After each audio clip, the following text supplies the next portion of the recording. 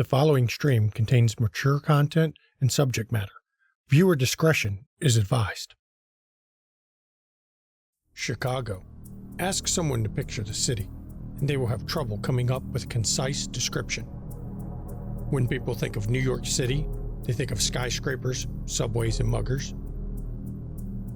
When they think of Los Angeles, they think of sun, smog, and traffic.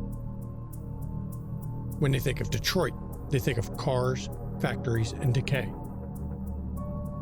But for those of us that know, there's only one thing we think of when someone mentions Chicago: vampires. And tonight, we tell their story.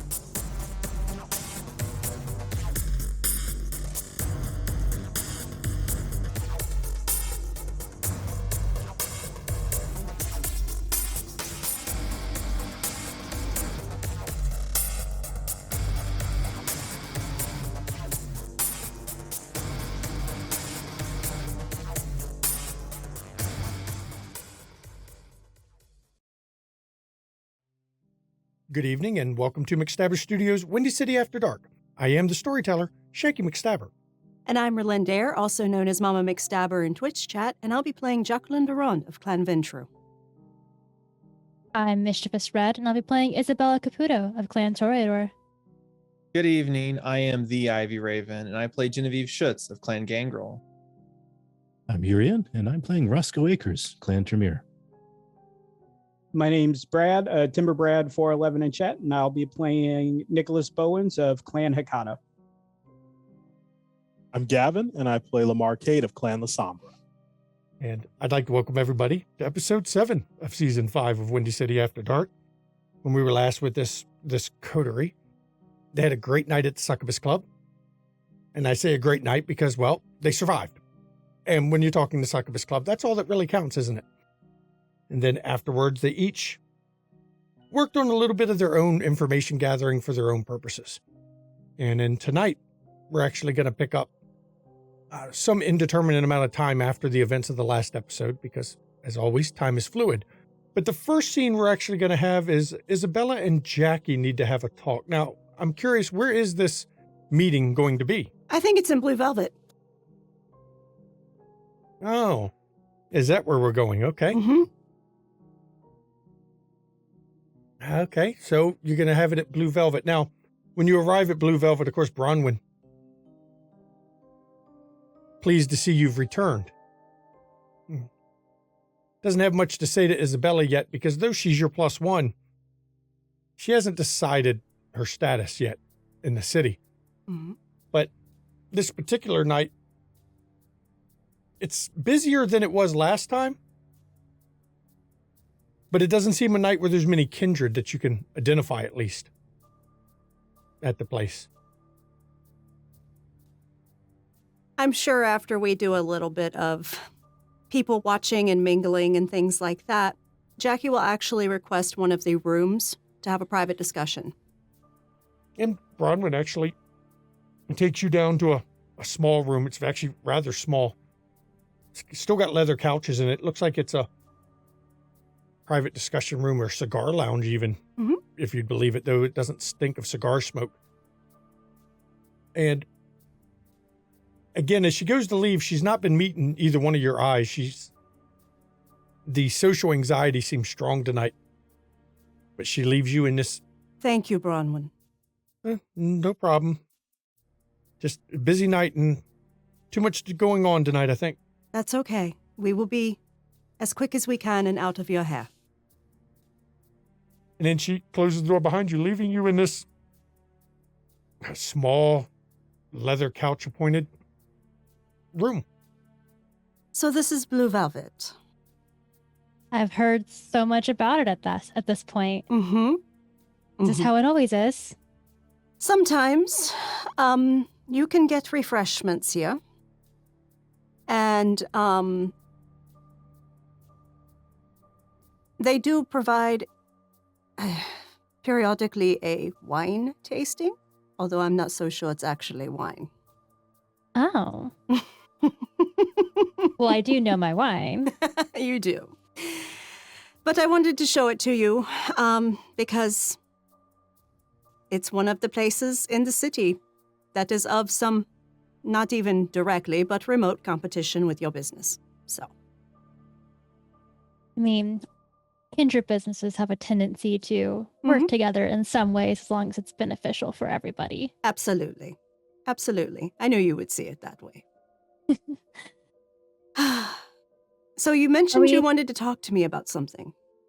Yeah. Well, first, I did want to offer condolences for Nolan.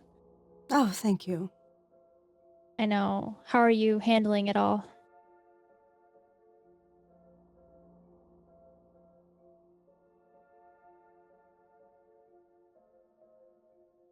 I'm not going to say it wasn't difficult.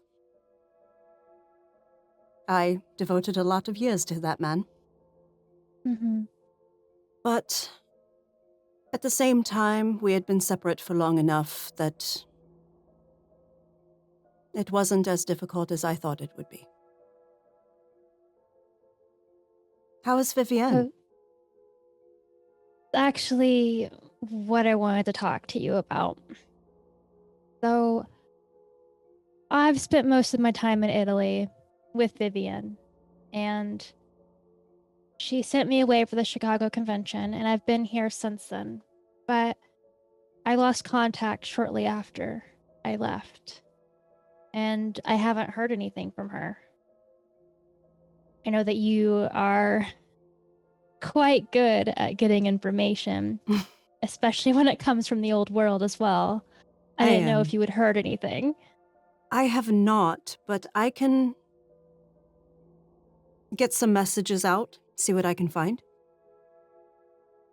If anything. It can sometimes be tricky, because much of Europe is not safe anymore for our kind. But oh yes, I will do what I can and see if I can find anything. And I know that it might be even harder to get word of what happened to her just because so much has changed politically. Don't worry in about Italy. that. Okay. I have connections Okay. that can get discreet messages to me. Of course. Thank you so much, Jackie. Of course, of course. So how are things going at the brewery? They're going quite well, actually. Business is booming. However, we're still seeing Raiden about. Not sure how I feel about that. Well, I learned some things about him. Oh, yes. Mm-hmm. As far as the police know, Braden White does not exist. However, his alias does. Has a driver's license, has a vehicle registered to him. All that. So he has a mask. Relatively decent one. I plan to hopefully find out if it will actually clear federal as well. At least provides us some method of tracking his movements. It does. It does. Yes, my sergeant at the Wicker Park precinct got promoted to lieutenant. Oh, I'm sure you're thrilled about that. Did you have anything to do with it? I might have lined some pockets and made some donations to the FOP. Jackie, of course she did. Yes.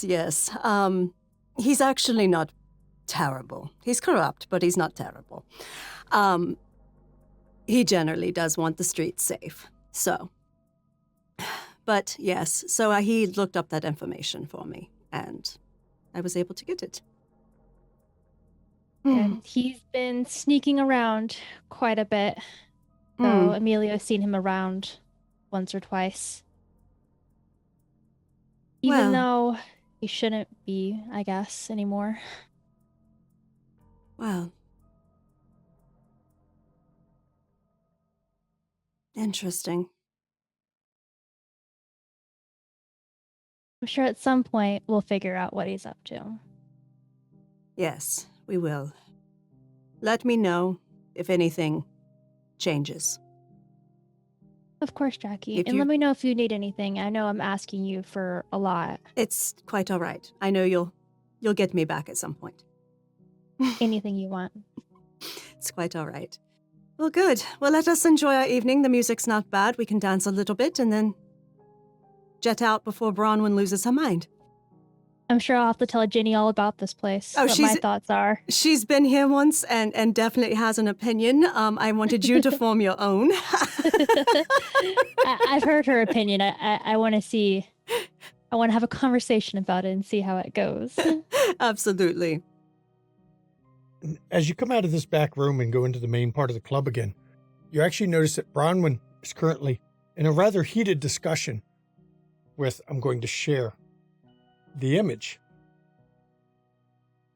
Dark-skinned, almost blue-black Nosferatu. He's actually wearing a crisp, tailored three-piece suit, but it appears to be made of hand-woven mud cloth. Very African-inspired three-piece suit. He's got his black round-rimmed glasses on, but he's in a very heated discussion at the moment with Bronwyn as you all come out of the back room. Do we happen to overhear any of this heated discussion? Well, you don't have heightened senses. But somebody here does. Mm-hmm. I do have heightened senses. I'll go ahead and use that and see what I hear. I'm going to let you roll for this one. Let's, wits. Wits awareness. We'll go wits awareness. I'll be nice. A nice, easy one. No instincts. You don't get your specialty, though. The hard part isn't hearing. It's being able to pick out the conversation amongst all the other noises in the place. Thankfully, the music is not loud. I add a dice for heightened senses, right? No. Nope. No? Okay. Heightened senses is what's allowing you to do it. But thankfully, she doesn't make her club very loud, so you're not going to go deaf from the noise. Why aren't you letting me roll? I do believe... There we go. There you go. Let's see. There we go. Oh, come on. Yeah, I assume you're going to willpower that one. One success on 6 dice started roll. That's a great way to begin a session, everybody. That's because you cursed it. That's because the storyteller cursed us. See, there you go. 3. The only thing you can catch of their conversation is this individual mentions something about, you better not have touched my people. Okay. And as you all go back, this conversation goes on for a few minutes before the individual finally just stares at her until she wanders off. And as she looks around a bit and notices you all there, and actually begins to walk towards you. Hey. Good evening. Evening. Don't think I've met you. You're a Madzi. Jacqueline Duran, and she actually reaches out a hand to him. And he reaches out and takes your hand. I've seen you at room number 5 a few times, but didn't know you came here. On occasion. This is my companion for the evening, Isabella Caputo. No. And she offers her hand as well. I've heard that name. And he takes your hand. Heard it mentioned not long ago. It is a pleasure Good, I hope. No. It is a pleasure to make your acquaintance. It's nice to meet you. I don't normally see you around, so I just wanted to let you know that there's been a change in the city here. I'm now officially keeper.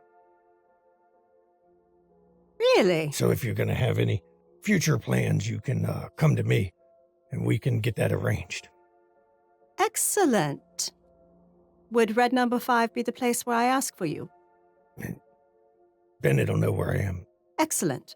Because I do have some plans upcoming. Nothing firm yet, but I'll be in touch. I don't know what they're thinking, making me a keeper for the Camarilla.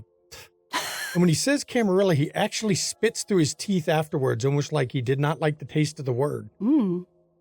Jackie just makes a mental note and makes no expression change. Yeah. So, feel free to pass the word around. I'm telling people when I see it, and the bitch is not happy, I can tell you that. Is she ever? I can't say that I've seen her happy, but then again, I don't see her often. I guess I will now. Yes, I suppose you will. She does like her parties, doesn't she? Mm-hmm. There's going to be a lot less of them called Elysia at this point, just saying. Have fun, Adzi. Nice meeting you. We'll have to talk sometime, because I hear you all are in the nightclub business, too. We are. And We are. various other ventures as well. Maybe we can, work out some arrangements. Excellent. I'd love to. You have a good evening. You You do as as well. well.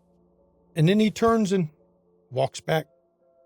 Actually walks right out of the place. He doesn't even eyeball Bronwyn. He seems very pissed at her, actually. It's quite obvious. I'm sure after we dance and act as if nothing's going on for a little bit, we decide to leave. And I'll let y'all have any kind of discussion you're going to have on your way back before we switch to the next scene. So they were certainly having a conversation, weren't they? Seemed very thrilled with each other. Did overhear a little bit. Bronwyn was warning him not to touch her people. Don't know quite what Or was she it the meant other by way that. around? It was Oddsy who said it, not Bronwyn. Oh, sorry. That's okay. Odsy. Interesting. I will let you in. I didn't want to say anything in the venue itself. I believe Bronwyn is running the city's circulatory system. Mm. My first night there, she asked me about my preferences. Interesting. So, I of course did not reveal them because any venture worth their fucking salt can take care of their own needs. But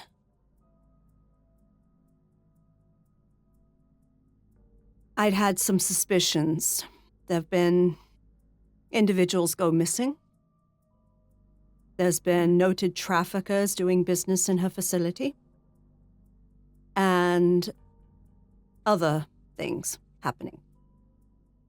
Such as the prince arranging for certain things at events. That doesn't quite sound good for our businesses if there's rumors that nightlife is dangerous around here. Exactly. So, I'm kind of discreetly ingratiating myself into Bronwyn's company and establishment so I can get invited to these wine tastings to see what's served. I'd be happy to help however I can. Appreciate it. I might Maybe I require could- that. Maybe I can impress her with some of my vintages and Well, knowledge. it might be something she would wish for her human patrons. It doesn't seem she actually partakes or can partake, because when I ordered a Sazerac at the bar, she said, "How gauche."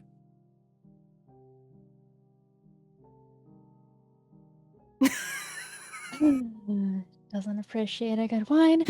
Isabella, you can tell she's very frustrated right now. Like, this is her life. Yes, exactly. So, it is what, but I think it may be good for us. Jenny does not like the place, and I can't blame her. It's not the most interesting place to go, and Bronwyn is Bronwyn. And it's basically not her scene at all. So it may be beneficial for us to partner up to come together Of from time to course. time. I'll do what I can. I appreciate it. Thank you. And so, you two, go about your rest of your evening. I'm sure you two don't just stop after there. You go to find more fun. Possibly another trip to Boys Town, now called Girls Town by, it's canon. So we're going to flash over now to a scene with Lamar. And Lamar is actually on his way to Tent City, especially now that his car is nice and, redone after being pulled out of the lake. Not going to park too close to the lake, but he's still going down there. But yes, Lamar is going to speak to Waneka. Okay. So you head to the lake. Now, when you get down there, you pull up to the Tent City and you're not expected. So as you get out of your vehicle, you'll notice you've drawn instantly a lot of attention. Yep. And as you get close, a number of the people seem to get up and impede your way.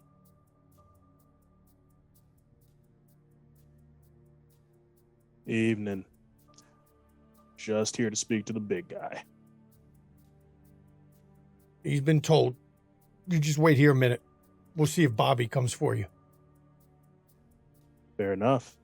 And as you sit and wait, it's about 5 minutes before, well, a kindred you've seen. You know he's kindred because he was on your security camera once.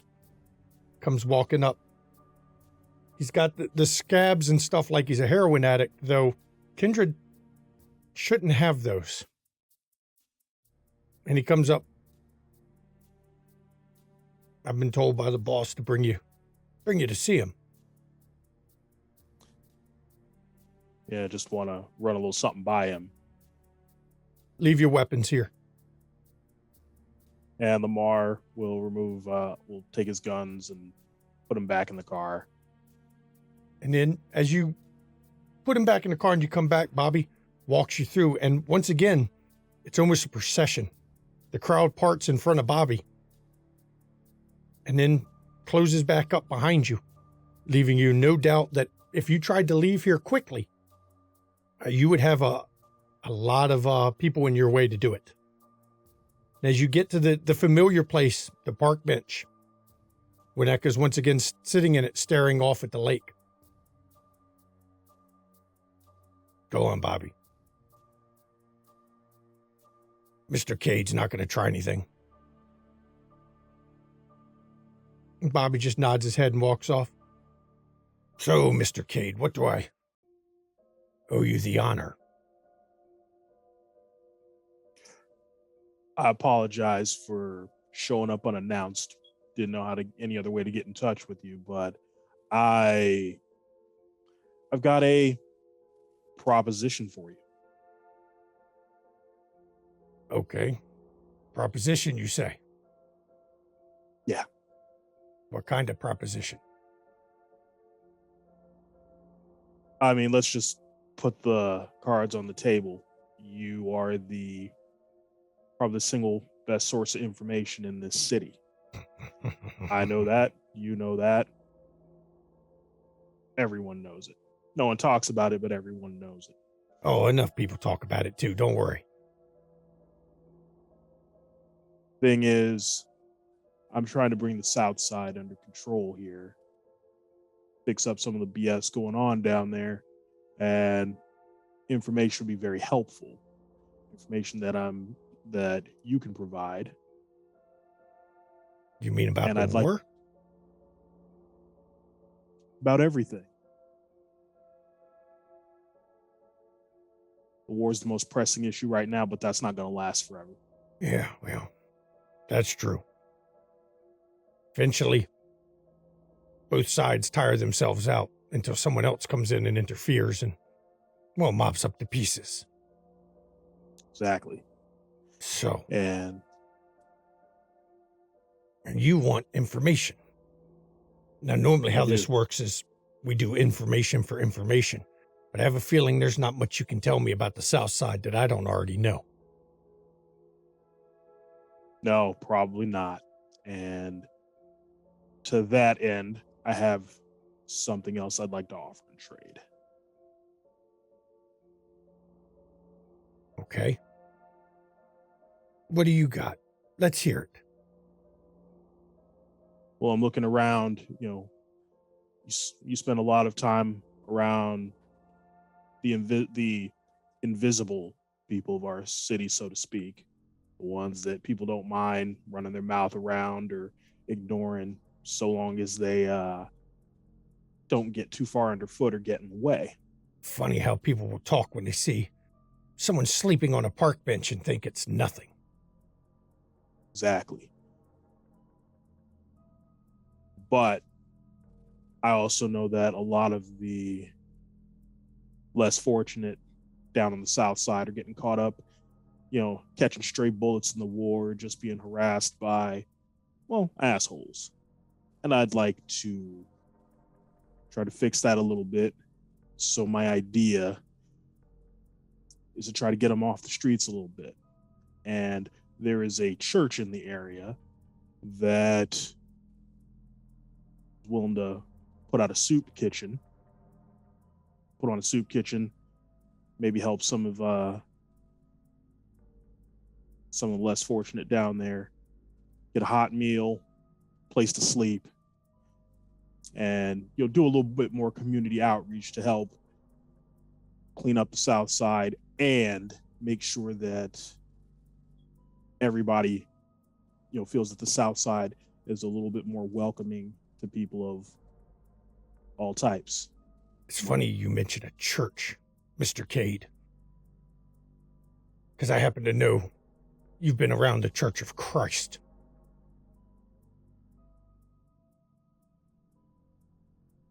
You've got a workable idea, but I need to know something from you. Where's Nathaniel Bordroff? That was his church. Yeah, it was. But Bordroff fucked around and found out. Now, look, I don't normally advocate, smashing somebody and taking their shit, but he came at me first. I gotta say, Mr. Cade, Templar Cade, you've got a lot of fucking balls. Come in my tent city and admit that you caused one of my clan to disappear. You ever heard the saying clan before sect? Yeah, I have. So why don't you tell me what he did to deserve death, and I'll decide how we can work then.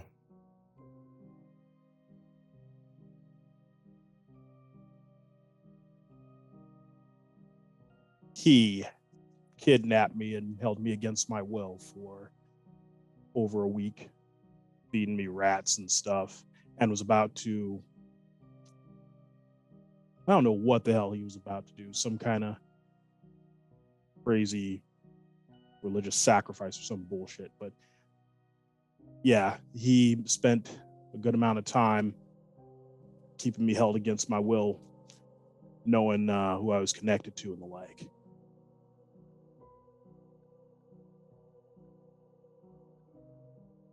He was always a problem, but he was our problem. I understand if you're taken, you got to do what you got to do to survive it. But I'll also say, you owe us.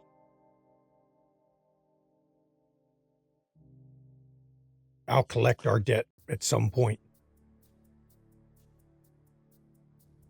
Because he took you prisoner. Enough. I won't. I'll let you leave the tent city. I'll put it that way. But you owe, well, me specifically. But think of it as a debt to the clan Nosferatu.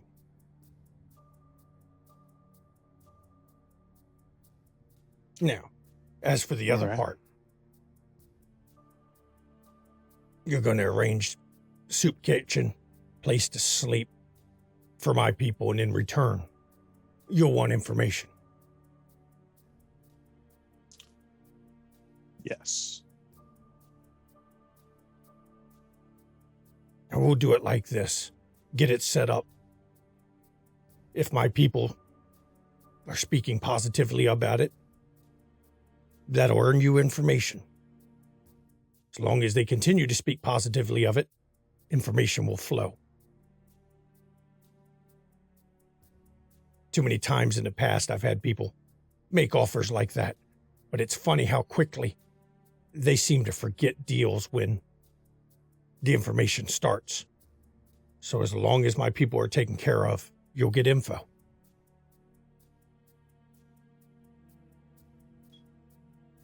You know what? This is a workable deal, and I can follow that. Good. Oh, the Stuart Freeman Academy.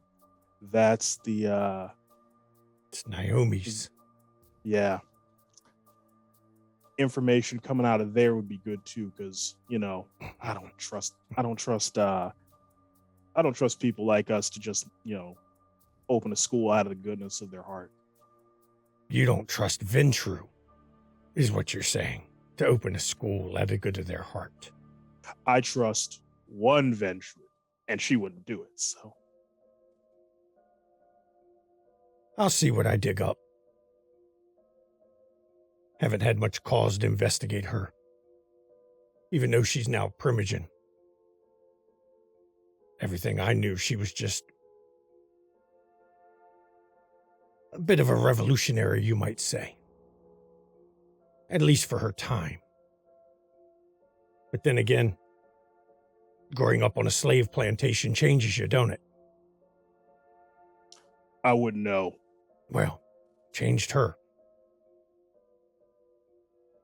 I'll check into it. I'll let you know what I find out. And I'll tell you the price of that too when it happens. Fair enough. Then I'll get to work, and I'm sure you'll start hearing something from your people real soon. Oh, I'm sure I will. Another question while you're here. Do you hear that? Listen carefully to the lake. Do you hear it? I hear the water against the shore. It's awful quiet, isn't it? Yeah, kind of peaceful. Yes, but it's a peace. Well, it's the calm before the storm. You think another one's coming? Oh, a storm is coming. I can feel it. The lake is quiet as it gathers energy. Storm is coming.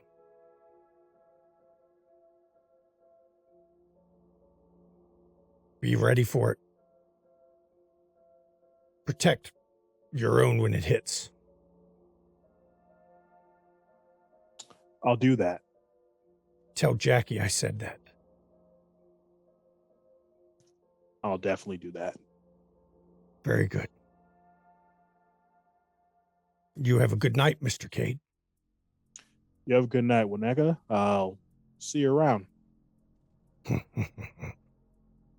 I'll see you first. Now that I expect. And Lamar will back up slowly. He does not turn his back on Wineka until he's a good distance away, and then he will. As you get a good distance away, Bobby finally wanders back over to you. Follow me, I'll walk you out. Thank you, Bobby. And he escorts you out of the place. And once again, the crowd parts as you go through and then closes behind you as you leave this tent city and go back and find your vehicles untouched, just as you left it. Now I think we're going to flash as Lamar's got things to think about now. Oh yeah. I'm going to flash over to Jenny. You wanted to speak with Frank, didn't you? Yep, I did. Jenny, I know we have the contest hasn't been done yet, but you wanted to see me again? Yeah, just quick. What are the credit cards looking like? I'm specifically wondering about the black card. I have not used it, so I just want to know if it's been used anywhere. The Amex Black that you said you wanted to let know, keep an eye on? Yeah. My own form of tracking. Ma'am, it hasn't been used. Has not been used. Not at all. Okay. Interesting. That's good to know. Tells me something possibly. That account I told you to leave the $69 in, is it still there, or is they finally penetrated the 69 is there. It's still getting hit. We didn't change the security. That's fine. The rate they're going, I give them another day or two before they get in. Persistence pays off sometimes. I got a call from one of the bank managers. They even tried the social method the other day. They tried to call and claim they were me? Yeah, they tried to call and claim they were me. Oh. But they didn't have the secret passcode to go with it. God. I really do hope it's who I think it is, because I'm going to have fun with him. So, yeah. I will trust you to know what you're doing with this one, because I have no clue what's going on, but whatever it is, I'm sure when you tell me, I'm going to laugh. It's going to be good. It's going to be good. And, Frank, I just wanted to say, I appreciate you. I'm trying a new managerial style I was told about. So I just want you to know that I appreciate you and what you do for me. Okay. You know how I am. We're both making money. That's what's important, right? I know, but it's important for positive affirmation. At least that's what I was told. So I'm trying to, work on these modern managerial style type of things. So. I get you. I mean, I understand it. It's just, money's what's important. That's what I'm good at. It's what I've always been good at. Hey, that's why this works. We make money. We get rich. We get paid. Whatever, we're living that life. And then one day I buy an island. Maybe Greece. You know what, Frank? I'm pretty sure if you're going to buy an island, I have to find someone who is equally competent to replace you. And that might be a tough task. So, well, it's all right. I want to buy Greece. And that's a lot of money. I don't think it's for sale.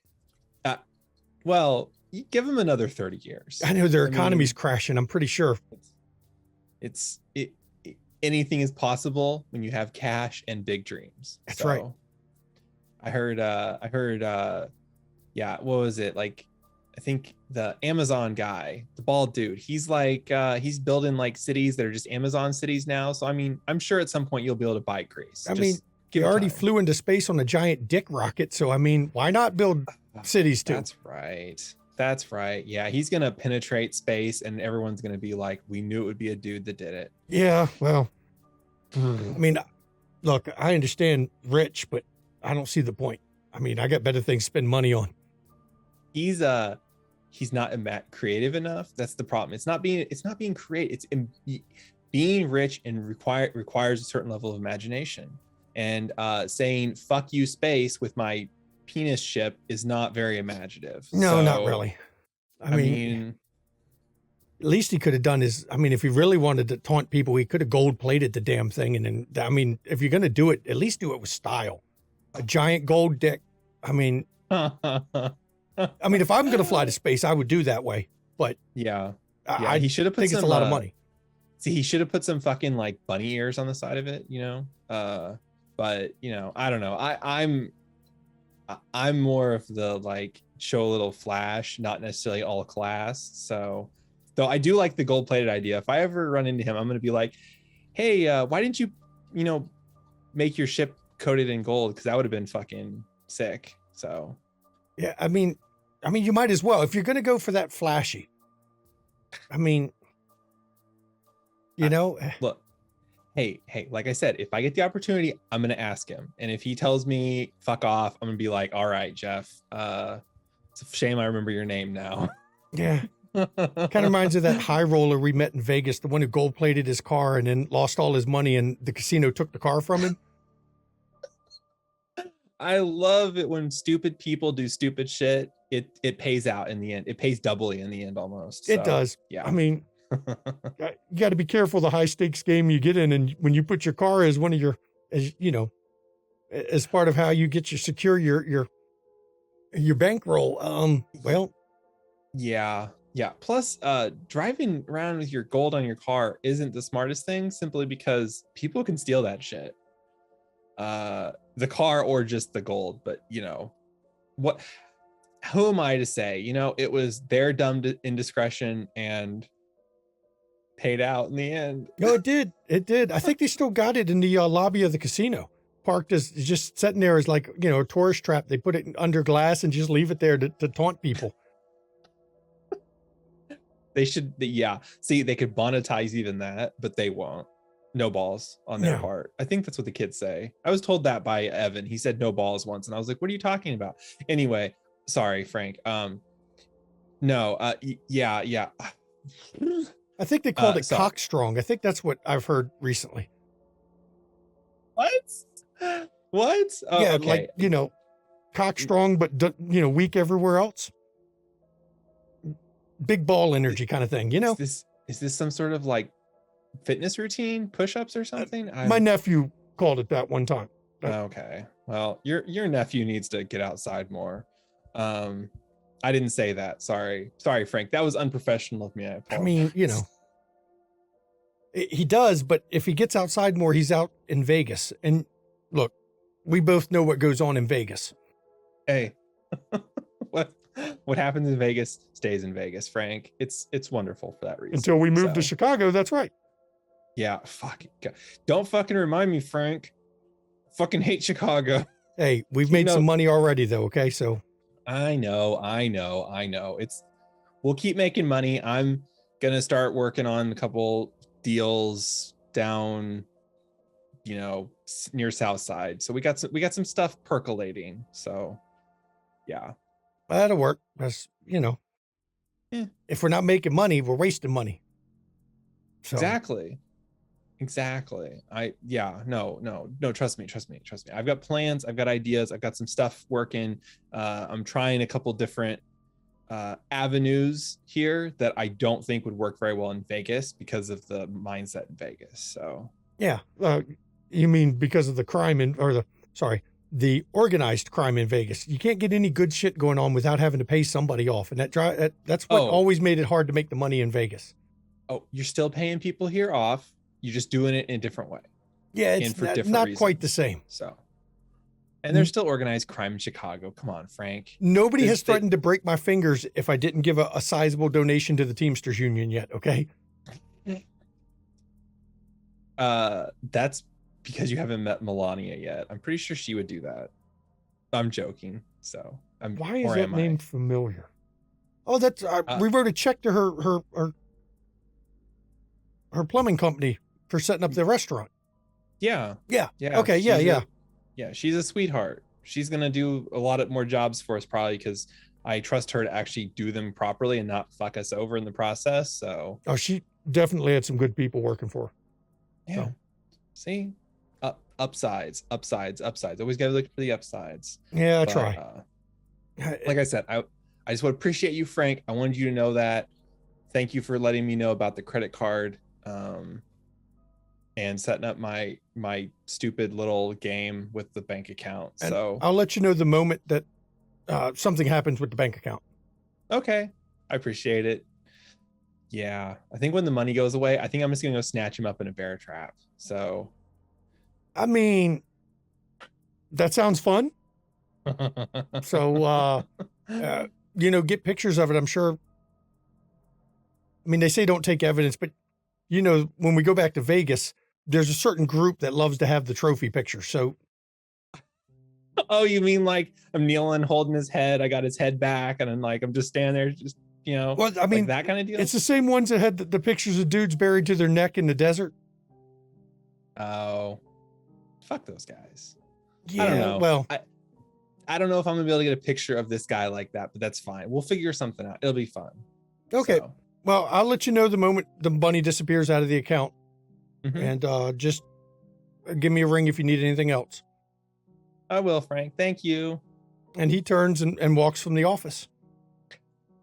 Genevieve gets on the sat phone immediately, sends Roscoe a text just saying, have you heard from your sire or if you talked to your sire recently? And I'll respond, no, not recently. Jimmy will just another text says, maybe you should do that because your boy seemed broke and the credit card I gave him has not been used. And I'll just respond with nothing at all, in all in uppercase, question mark. No, Jimmy was responded with, nope, it has not been used anywhere. Well, I'll just say that's bad, and I'll talk. Oh, well, and thanks, Jenny. You're welcome. As your Jimmy was say, you're welcome. Hopefully it's nothing, but I wanted to let you know. So. And speaking of a text to Roscoe, Roscoe, you got that text at your shop. And you just got done your text conversation with Jenny right about the time Nicholas walks in your bookstore. It's Hey, actually Mr. a cult Nicholas. night. How's it going? You here for the show? Yes, I am interested to see how it goes. And Yeah, when well, it's always different. Oh, go ahead. Zal come in and she's got her little mini amp and she's got a guitar, but she hasn't started playing yet. She's actually walking through and still going through Roscoe's collection of books. Hey, good evening, Sal. Some good books here. Oh, thanks. A lot on death. I like it. Well, it's a subject that occupies our minds a lot. So, I'm curious though, why do you have one book on forensic pathology? are you asking why do I only have one, or why do I have that one? Just that one.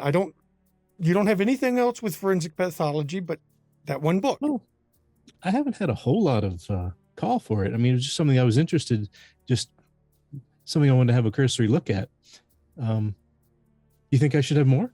I mean, I've read that one. So, Okay. Well, do you have any suggestions as to good authors, or? I mean, I can tell you the ones I've read, Okay. but I mean, that doesn't do no good if I just tell you the ones I read because I've already read those. You wouldn't have anything new. I guess you could do that and then look for ones I haven't read yet. Mm-hmm. Oh, And give me your opinions of them too. So, also, if you get anything on taxidermy, that would be a whole new section. I mean, Not the you're sort of asking thing. me.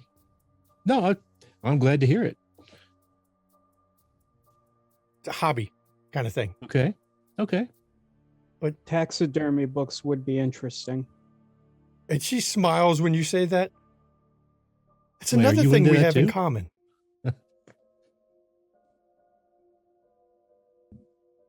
Do you do taxidermy on your side, or is you just interested in reading it? It's more of a passing interest.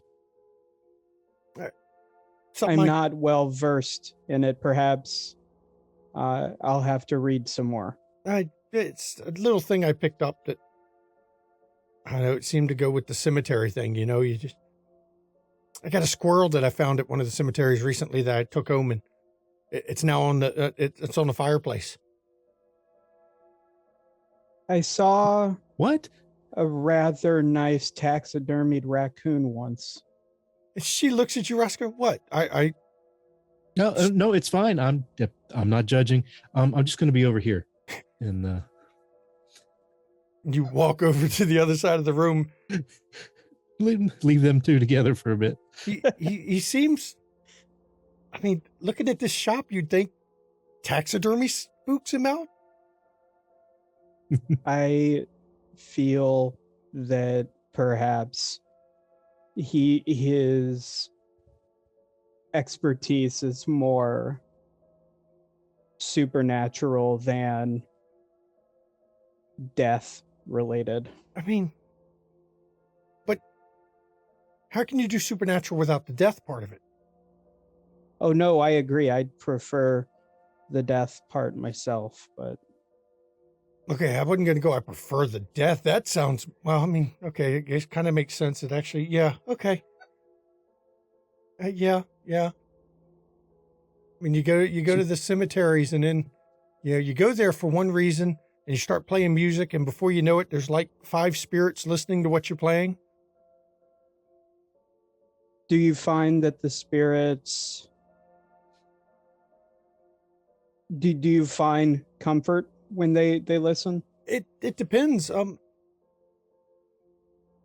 don't mind them listening. It's when they start singing sometimes it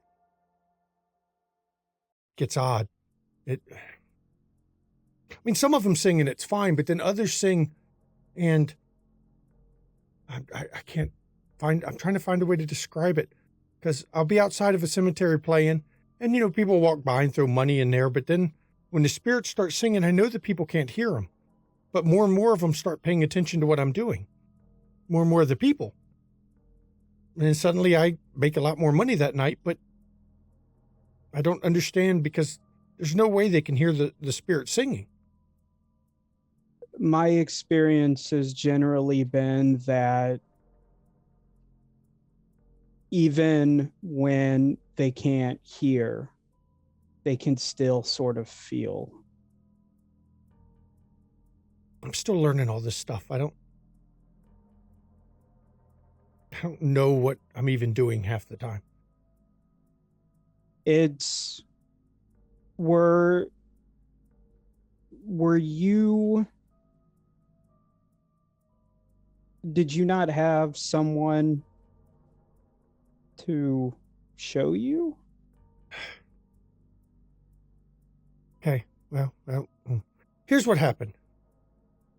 I was a musician, part-time, did it, part of college thing, and a friend of mine called me one night and said that they were sick and they couldn't do a gig and they needed me to fill in for the gig. So I went and filled in. It was, can't really remember most of the details. It was a mansion. It was a big place. It was a party going on and I played. And I remember afterwards I went upstairs to see the owner to get paid. And then,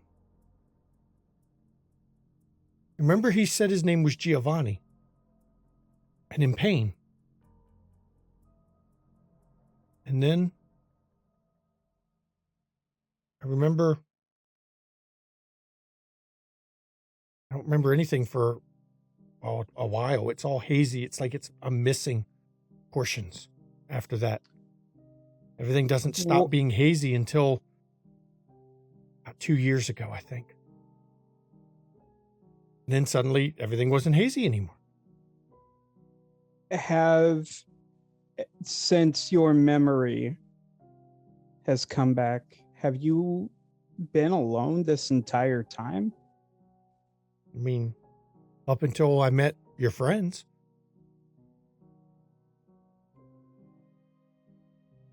I mean, can't go back to see my family. What, I'm gonna walk in, "Hi, Mom, I'm a vampire." I mean, Yes, that can be unfortunate. we never got along anyway. Well, there are definitely some things I might be able to help illuminate, but I'm curious. This mansion, do you remember the mansion? No, that's the problem. Everything got hazy that night. I don't even remember who my friend was that told me to go there. Cover for him. I know he was a friend. You remember before and you remember after. I don't remember after for a long time. I got about 2 years ago, I started remembering again, which means I'm missing 2.5 years of what went on. 3 years close. Nicholas will look over at like the books. Which is your favorite of the ones he has that you've read? And she actually goes over and pulls out Spirit Guide. It's just a list of actual names of spirits. Not a lot of details. It's just names. It's almost like an anthology of various spirit names through history. I always found this one interesting. The names. It's funny how many of the names in here you can see the religions they came from. Over through time. My personal interest has been, as I mentioned before at the club, my expertise is in funeral practices.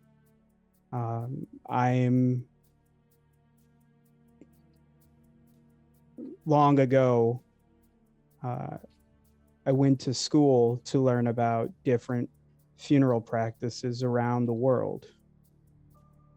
I'd be happy to talk with you about that sometime if you're interested. I mean, that's kind of why I started looking at forensic pathology. I'm so obsessed with death. I wanted to know all the ways it's caused, all the ways it happens, all the ways people are taken.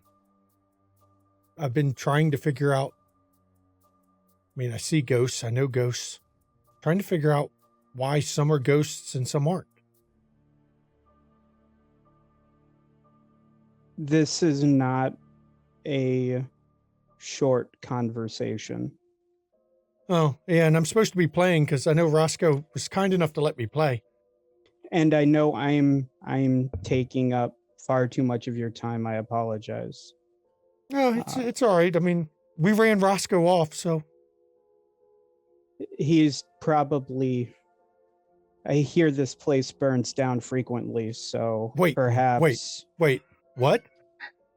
Perhaps you should maybe buy something before it might not be here.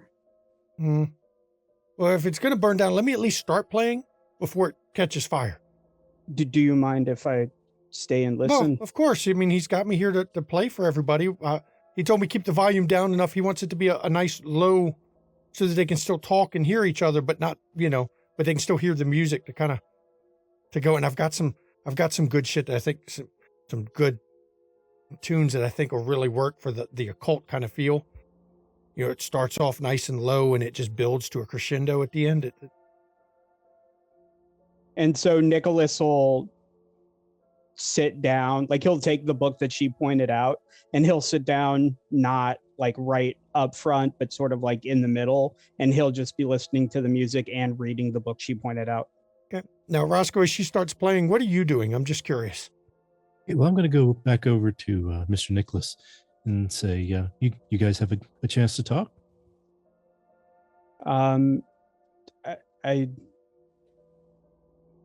I feel it was an interesting conversation, but good. And I never know. So there's about 20 people here tonight, which is actually about normal for a cult night for Roscoe. And I'll be buying this, and he holds up the book. No, you won't. It's yours. I appreciate that. No problem. Let's see. Let me pull up Roscoe's sheet real quick for Roscoe. Roscoe, I'm going to be rolling for you. Mm-hmm. Still haven't bought any Auspex, though, have you? I have one dot. You haven't bought more yet, huh? Not yet. Okay. Do I need to buy it right now? No. Too late. And she starts playing, and I mean, she plays very well. She knows what she's doing. Even if the volume is set low, you can actually hear the emotion in the music she's playing. you'd imagine that whatever she's playing, there's words that go with it, even though she's not singing them. She's moving her mouth like she's singing words under as she plays. This goes on for a few minutes. And then the power to her amp shuts off. Just her amp dies.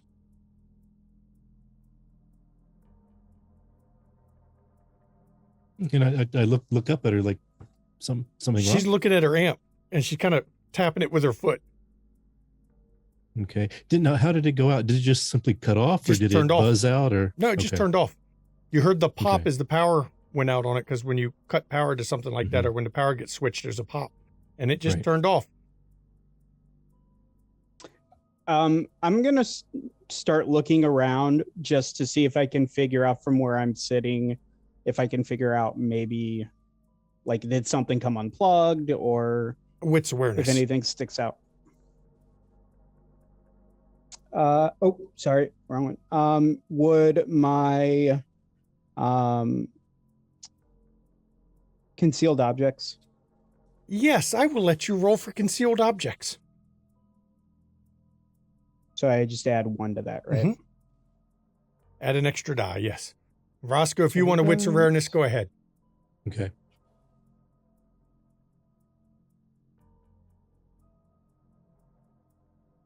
I got a 4 with a critical from Nicholas. That's pretty good. Crit 4. I like that. Crit's important. And is either one of you going to roll your willpower with that? Yeah, I'll do it. Yeah, just do the SP. Yep, you can just hit the SP to spend willpower. It should pop up and let you choose 3 dice.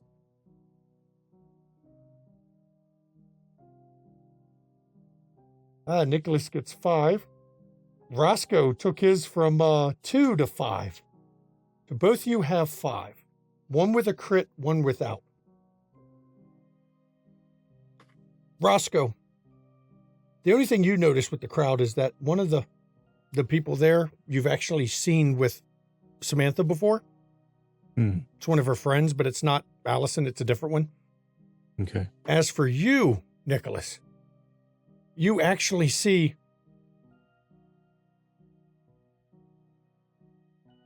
there's a ring on her finger that she was stroking, and then you see her palm it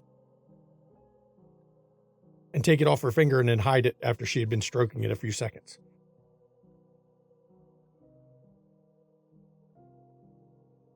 Roscoe.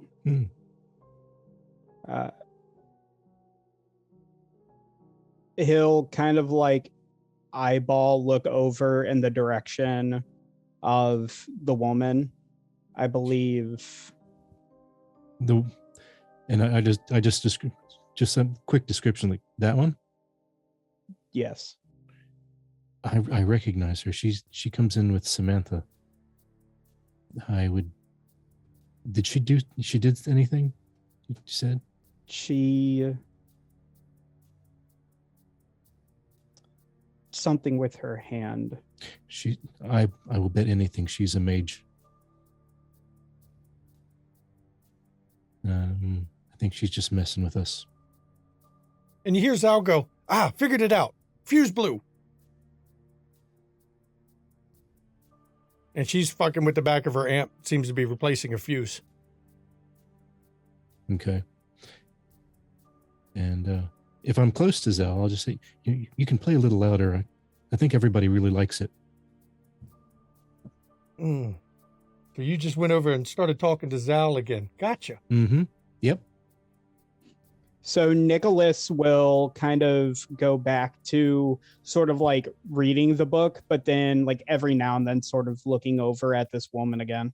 As Zal replaces the fuse, you actually hear her go, ow, fuck, and jerk her hand back. What's the matter? I get shocked.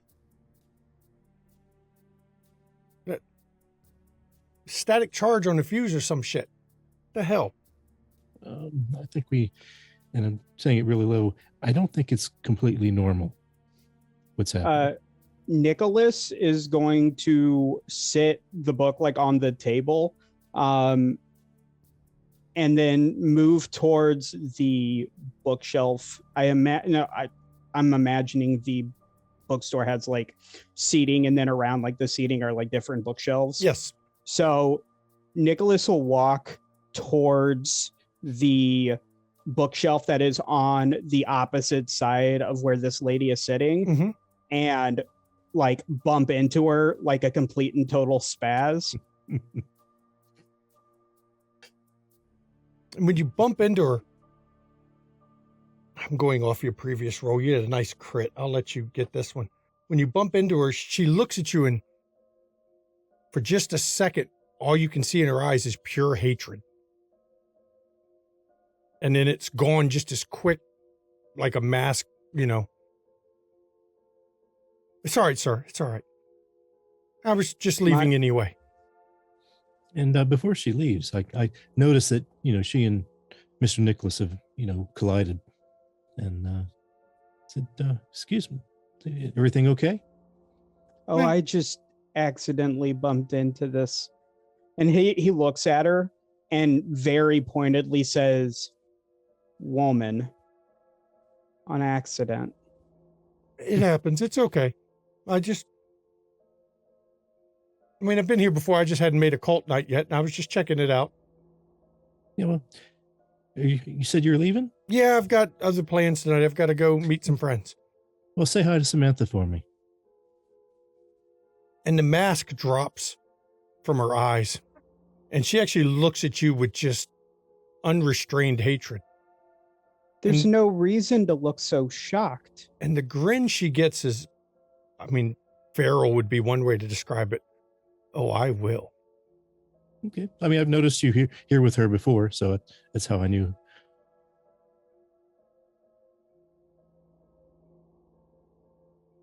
I've been waiting for a call from her, so just let her know that too. You hurt her. Not intentionally, and she should know that. Let's just say her friends don't like when she's hurt. That means she might have good friends. Oh, we're the best.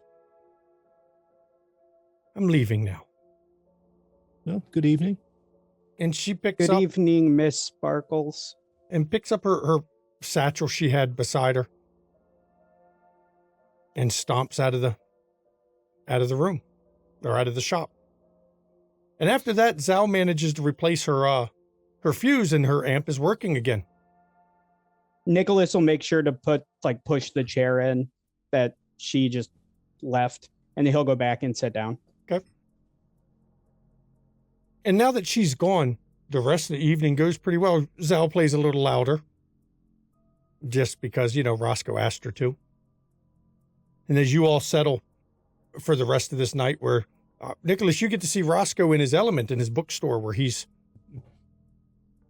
talking occult with various customers, giving them advice on certain books, talking about, he never reveals anything magic related or blood magic related even, but he's definitely not knowledgeable on the various forms of modern occult. And it's almost like he's gathered his own little, to put it in kindred terms, he's got a herd of occult groupies that come here just to hear him talk about the occult. Well, Nicholas will probably feel right at home with his to an occult.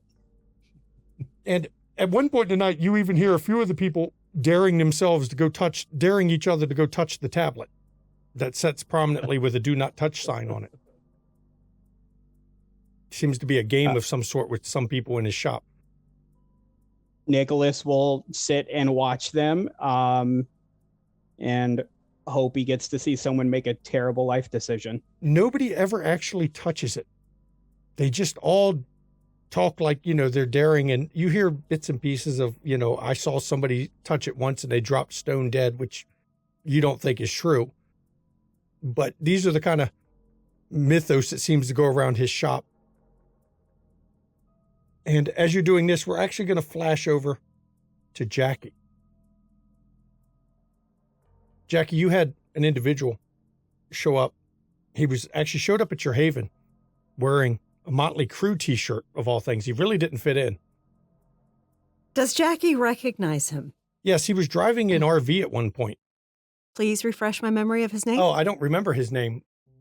Let me pull it up because, he had a name. I know he had a name. Let me find his name. Relander, the player, is really bad at names, but Jackie is not. So is Shanky. Shanky doesn't remember his name either. RV Dryer number 1. That's fun, Zoom chat. Chaz. Chaz. Mhm. Okay. Chaz. I've been sent to get you. Of course. Etienne, Peter, I will return. Okay. And she leaves. And Etienne goes, yes, ma'am. And he takes you down out front, and there's a motorcycle park. Big old Harley. Excellent. Hope you don't mind riding. Not at all. I do it quite often, actually. Good. Hop on. And she does.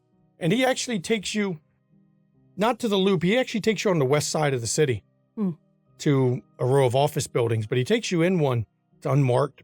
Looks like it was for lease recently. You can still see where the dust on the sign was before it was taken down. And leads you up to the second floor and opens up a door. And then he doesn't come in with you, and you see Dawn sitting behind the desk. Now I'm going to share her image again, just so you have it here. I don't have her image saved here, did I? Nope, I don't have her saved here. Well, ain't that great? I'll have to make sure I get her image imported in. She's Asian. She looks extremely young. I'm not quite sure what her age is. She's got black horn rim glasses. Khan. Mr. Rond, please, have a seat, have a seat. And Jackie does. I know you wanted to speak with me. Indeed. I sent you some time ago, some information that I had obtained in my investigations of Nero. An update to that first, and then on to very urgent matters. Nero has changed. He is likely returned to what he might have been before he slept. Possibly less humane. He is possessive, narcissistic, and honestly, I'd like to know who's protecting him, because if he touches my assets again, I'm going to touch him. What you say confirms what I've heard from my other assets, that he spent time catatonic, but then became his old self. You wish to know who's protecting him? Yes, I'd like to know who I'm going to piss off if he keeps fucking around. Let's come back to that. Okay. Let's see, you said you had other info. If your other info is good enough... It is, trust me. Then perhaps I will tell you. Southside, you know it is a mess. Oh, yes. Anarchs have come from Gary to Southside to reinforce the Capone organization. How do you know this? They are killing cops. Neither of the combatants that were at war in Southside were killing cops.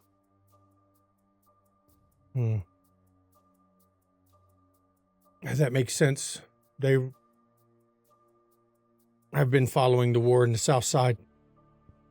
Some of my people were caught up in parts of it. I was informed by the Baron of the Anarchs here in Chicago that... Okay, wait, hold. Why would a Baron... She wants it to fail. She told me that Evelyn, Baron, and Gary was sending reinforcements to the Capone organization.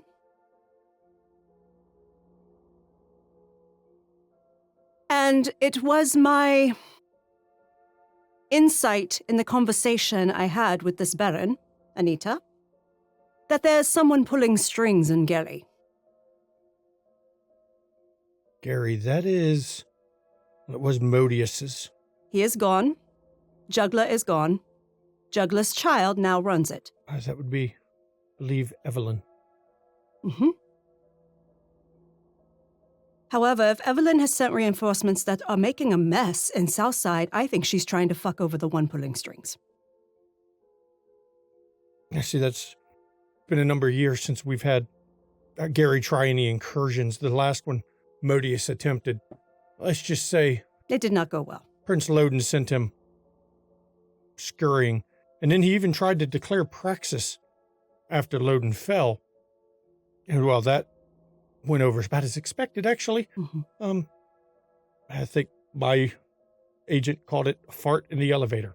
Pretty much.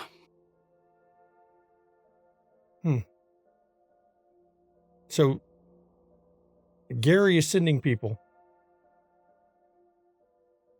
This Baron, Anita, she's one of the Chicago anarchs, might as well call it. She would have a problem with that. Except she was not getting in the way of it. Well, no, she wasn't getting in the way, but she told you. Mm-hmm. She wanted to see it fail. Which means she had hoped you would tell somebody. Yep. However, I was not going to go just on an anarch's word. Well, that's smart of you. I don't blame you on that one. Don't trust that. Exactly. But you've gotten confirmation. Yes. You are right. They weren't killing cops. My people got caught up in some of the fighting, but most of the casualties were kept to the combatants. Exactly. Like most good kindred do. Exactly. Oh. So who's pulling the strings? That is the major question that has to be asked. I do not know. I will tell you. Anita knows. Sorry, I got somebody close to her. Good. Because I will tell you, I made a comment about possibly a puppet master, and she said not to chase that one, that it was dangerous. I mean, it's possible Modius is back. He disappeared a while. Him and Juggler had a thing. Frenemies, you might call it. A grudge that defined each one against the other, that if the grudge ever ended, what would they have left? Right. And it's funny because they both disappeared at the same time. Now, I've not heard a word of either one back, but this does sound like a play Modius would have done. He's tried before. I think it's someone from the tower. See, that's I can't prove it. It's just my gut. dangerous words there. I understand. I can't prove it. It's just my gut. That's useful. It's not part of what I'm here for, but it's something important enough. I'm going to have to dedicate some resources on that. I imagine with what you'll find, you'll need to get word up the chain. Well, that's not a problem. I can always call on other assets as well. Of course.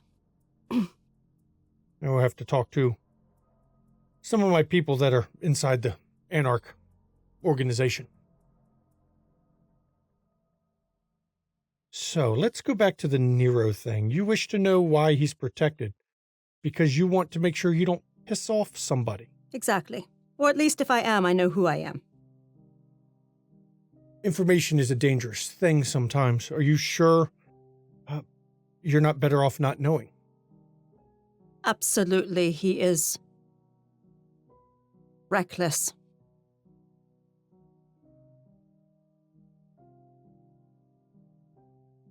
He is under the protection of one Ian Carfax, Oh, just a fucking car hell. of Clan Tremere. Oh, fuck. Now you see why I can't touch him.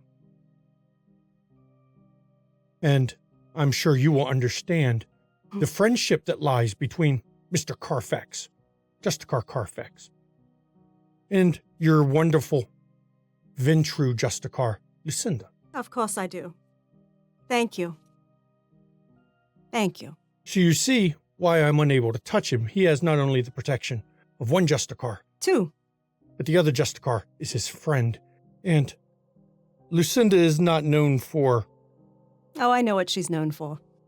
Yes, she's not known for leniency, forgiveness. I know. Why?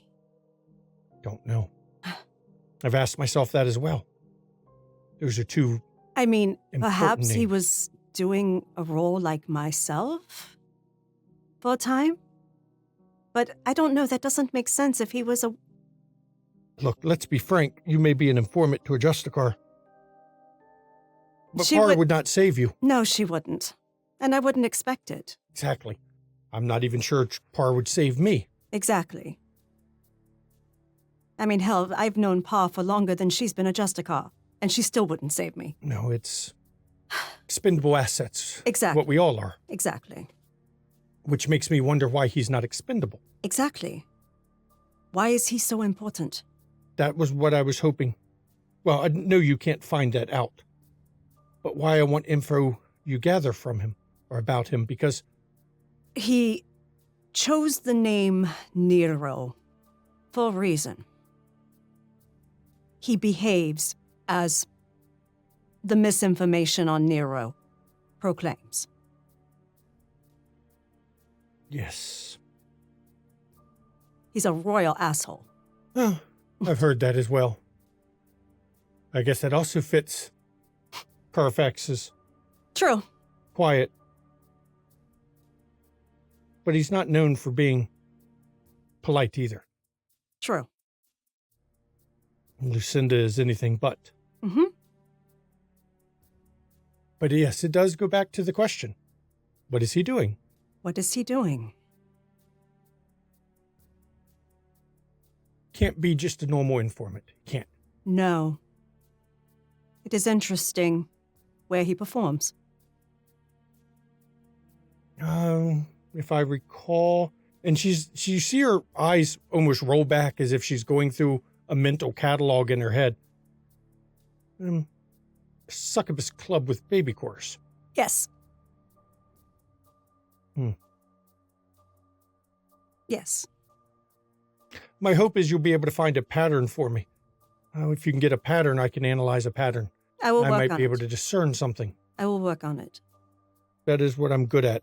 It's what I've always been good at, is finding the patterns and finding what makes it work. I also have one request, possibly for assistance from Juliet. It is merely an inquiry. I would like to know if there's been any reports of anything happening to Prince Vivian of Florence. I don't have any info on that, but I can pass that up Thank you. to Justicar Parr. She is accessible at the moment. I will have something for you in a week or two. I appreciate that. Thank you so much. And hopefully she's heard something for you. Even no news is news. While I have you here, Yes. this friend of yours, Isabella, Yes. I've heard that she's run afoul of Prince Decker. Do you have any info on that? Other than he's a giant fucking douche. Well, that's... I mean, it's... Isabella is Toreador, he is Gangrel. They are bound to rub each other the wrong way. And she is very much old school Toreador. And her head kind of cocks to the side. He's a problem. One that... Let's just say there's many hopes will solve itself here soon. Yes, I know for a fact Prince Jackson is not favorable towards him. Well, no one is, No one is. except his private army. Right. I only ask because part of what I'm doing here is gathering information on him. He has not done anything that will allow us to remove him. But if he does... I will find out more information from Isabella if I can. If there are certain things that are of note, I will report them to you. Good, because I have been authorized that if he does step beyond what he's supposed to be doing, that I am to have him removed. I also have some contacts in Milwaukee proper. Ah, yes. Believe you were seen. Mhm.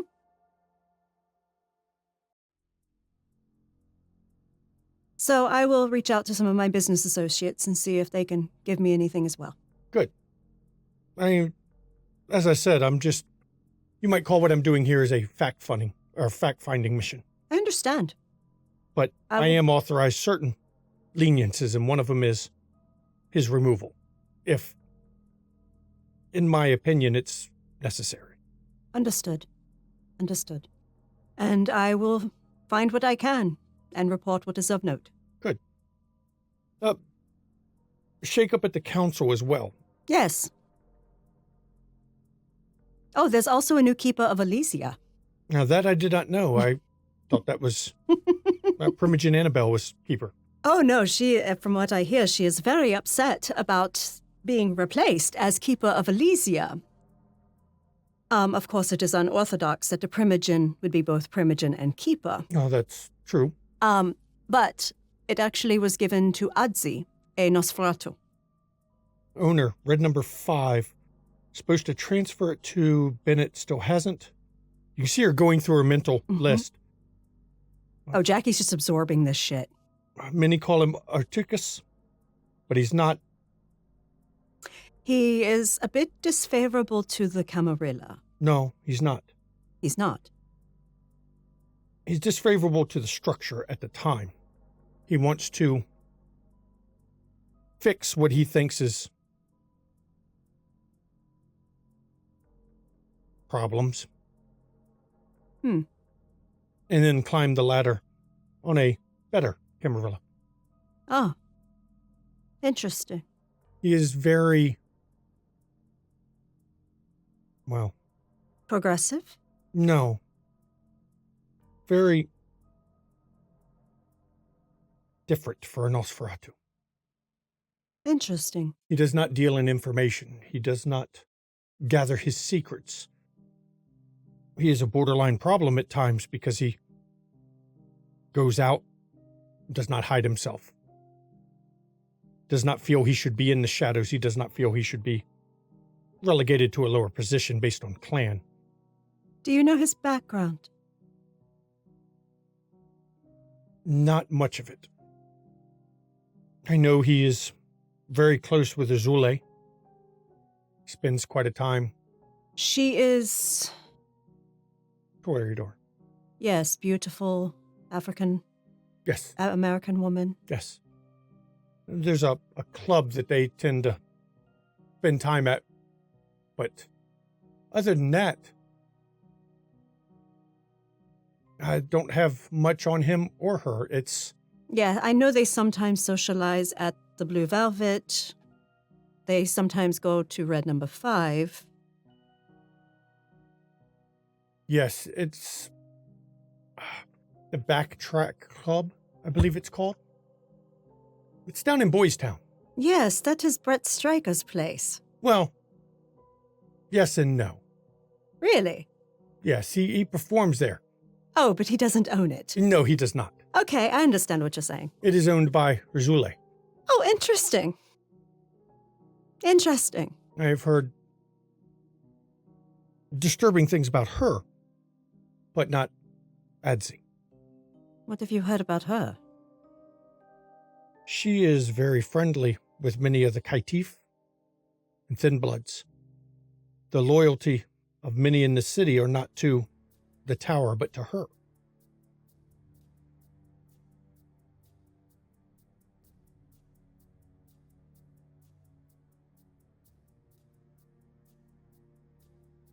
Interesting. I don't know what it means. I don't know why. I mean, makes sense. If they are out of the fold, they would make handy tools. But it's not normal for, well, first of all, a Toreador and a Nosferatu to work together as they do, and to encompass a good portion of the Kaitif and unaligned in the city. And a decent portion of the nightlife of the city as well. Yes.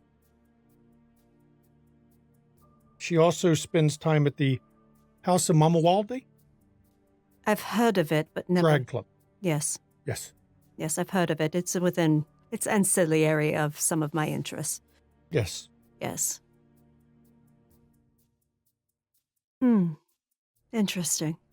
Well, thank you for this information, Archon. I will keep my ear to the ground. Thank you for informing me he is now Keeper of Elysia. Mm-hmm. That was not part of my calculations. I'll have to add that in and redo my forecasts.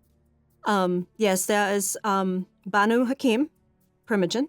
Yes, I knew of that one. Yes, Miss Khadijah. Khadijah, yes. An inch her head cocks to the side again. Ashira, attached to the United Arab Emirates. Lots of money. Yes. Believe she flew in on the Sultan's jet. I'm not surprised. There is Aventru Primogen. Naomi Stuart. Stuart. Mm-hmm. It's the Freeman Academy. Mm-hmm. In Southside. Yes, former slave, escaped, advances the rights of women. Excellent.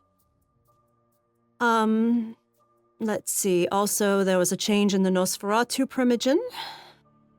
That would be Mr. Cedric Calhoun, Yes. sire of Winnetka. Yes. Plays chess at Morgan's. Yes. And you can tell every time she cocks her head, she must be going through a mental Like catalog. catalog. Mm-hmm. Yes. Rosa Hernandez has been banned not only from the council, but from Elysia. Yes, I heard that, and she has been seen at Prince Deckard's Excellent. court recently. I had heard rumors that he might invite her. Interesting combination, given her hatred of werewolves. Given his as well. Yes. I figure she'll be part of the Anubis in no time. I figure as much as well, too. Trying to think what else. And I have the general lay of the council. Yes. I just find it shocking. I did not figure it in my calculations that there would be a turnover. The council had been relatively stable for a number of years, and a big turnover like that, well, it struck me as unexpected. I don't like unexpected. It was a shock. Yes. But I'll just change my formulas and I will recalculate. Excellent. If at ever you feel there's any insight that I need to perform my duties better, please let me know. I will do all I can to provide you with the information you require. I will send Chaz if I need anything else. Excellent. And then she doesn't say goodbye. You just see her look down at her papers again. Thank you for your time, Archon. Yep. And she turns and leaves. And Jackie departs to head. Well, Chaz is downstairs to give you a ride on the Harley again. And you ride on the back of a guy wearing a Motley Crue t-shirt that by your guess is probably at least 20 years old. Mm-hmm. And I think right here is going to be where we go to break. So it's a long first half, everyone. But enjoy the break. See you in 10 minutes.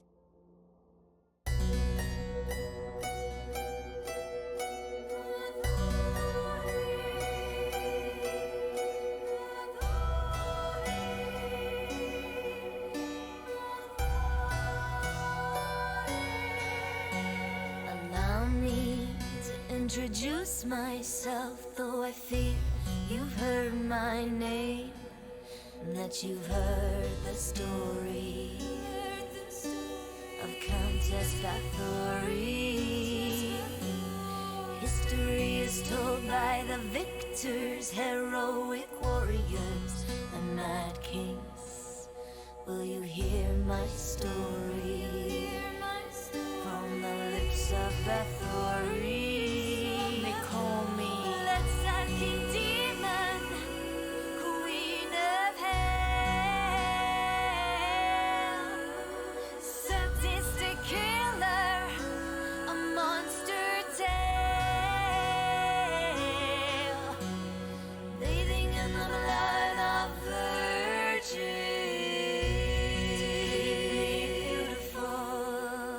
Drinking the blood of virgins.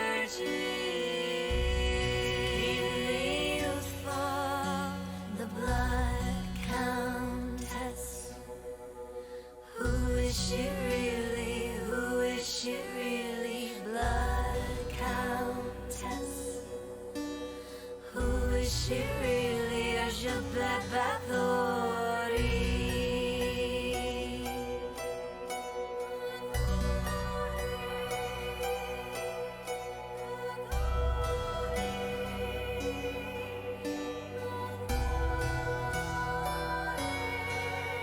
I was very wealthy and powerful, a widow with political rivals keen to destroy me and take my property. My plea was never offered. All my confessors were all tortured, or how they destroyed me for my property. They put me up, shut me up, shut me up, put me up, shut me up, and told a story of a bitch called Bathory. Let's sucking demon, queen of hell, sadistic killer, a monster tale, bathing in the blood of virgins. Keep me beautiful, drinking the blood of virgins. Keep me youthful, the blood countess. Who is she really? Who is she really? Blood countess. Who is she really? A jabet bathori.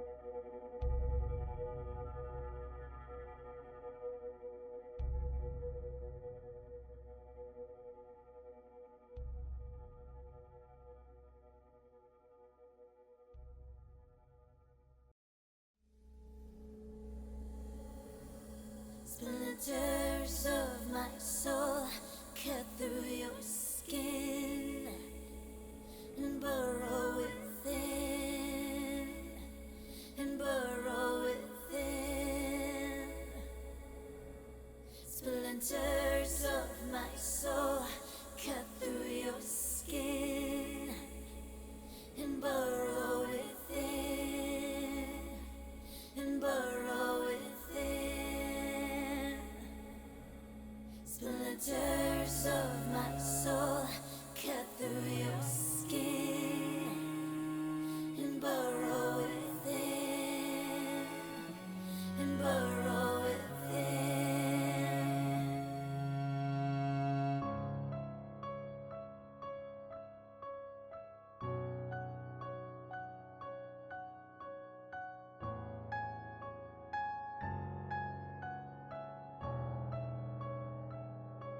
I've always been the hunter, nothing on my tail. But there was something in you I knew could make that change. To capture a predator who can't remain the prey, you have to become an equal in every way. So look in the mirror and tell me, who do you see? Is it still you?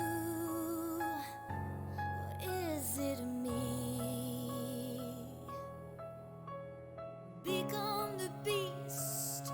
We don't have to hide. Do I terrify you? Or do you feel alive?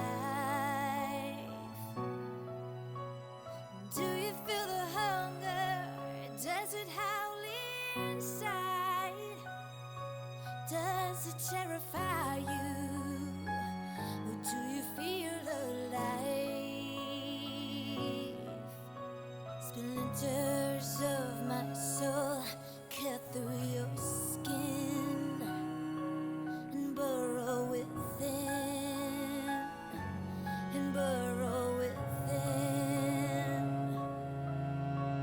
Splinters of my soul cut through your skin and burrow within, and burrow within.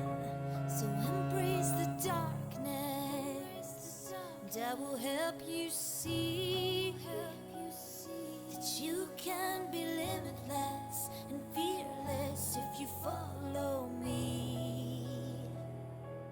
We are the lions in the world of lies.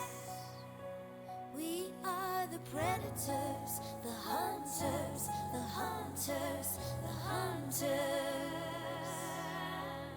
Become the beast. We don't have to hide. Do I terrify you? Do you feel alive? Do you feel the hunger? Does it howl inside? Does it terrify you? Or do you feel alive?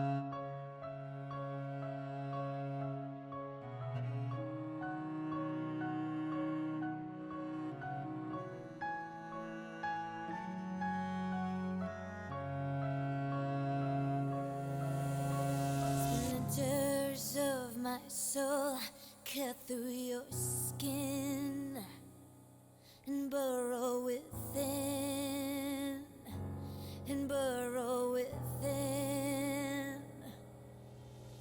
Splinters of my soul cut through your skin and burrow within, and burrow within. Splinters of my soul cut through your skin and burrow within, and burrow within. Splinters of my soul cut through your skin to burrow within. Do you burrow within? Do you feel the hunger? Does it howl inside? Does it terrify you? Or do you feel alive?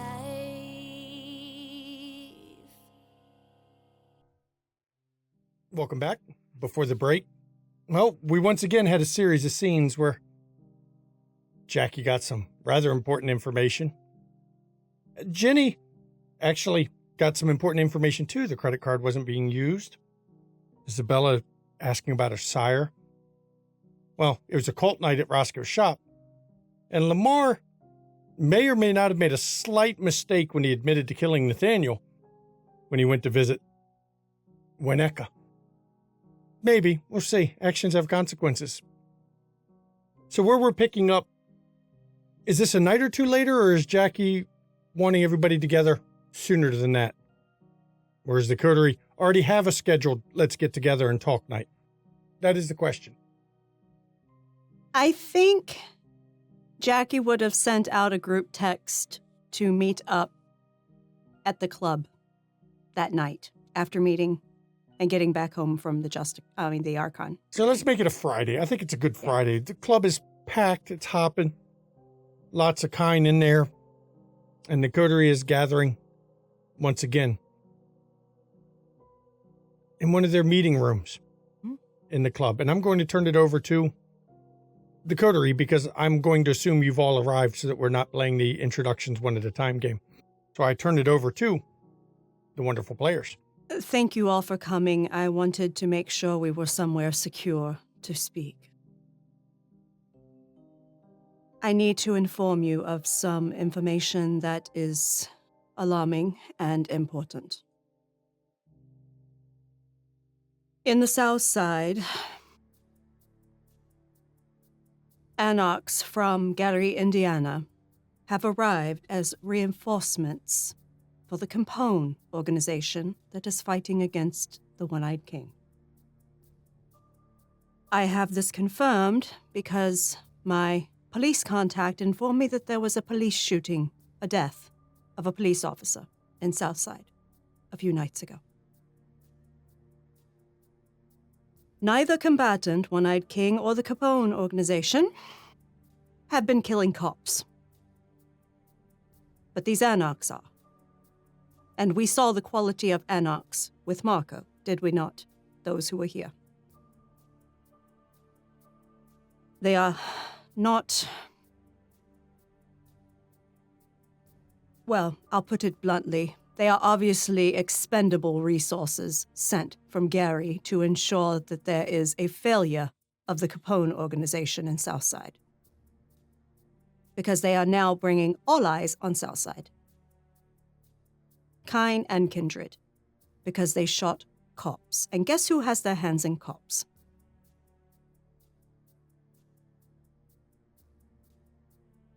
God damn it.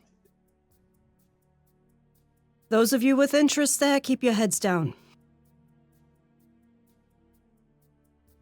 I have called in big guns.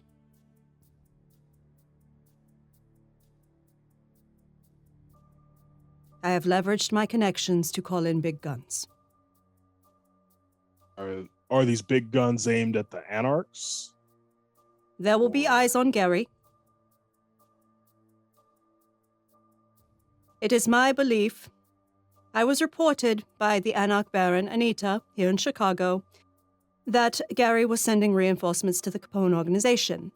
I did not discount what she said, but I needed proof before I could deliver to my contacts, because they're not going to go on the word of an Anarch.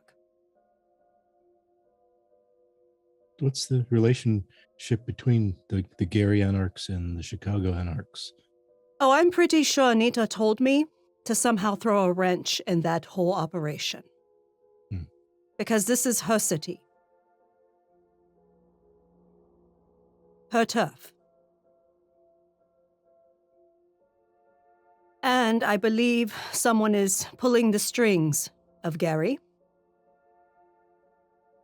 for potential moves in Chicago. And I do not think it is the actual Anarchs doing it.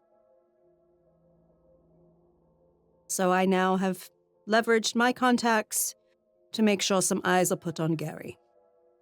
But eyes will be on Southside.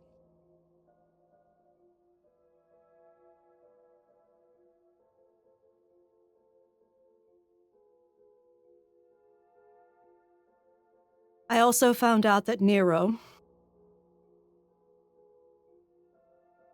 is under protection of Justicar Ian Carfax, who just so happens to be allied with Justicar Lucinda of Clan Venture.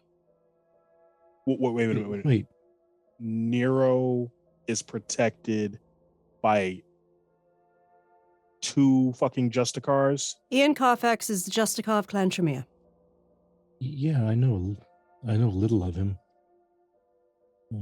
Why? Do you have any idea why he's got such an interest in Nero? My informant did not tell me, did not know. But I have suspicion. I believe that the Methuselah that runs the Succubus Club is known to the upper echelons, and they are keeping eyes on her. because Nero is often in the Succubus Club Right, with the band. with a band. Baby Chorus's domain is right near the Succubus Club.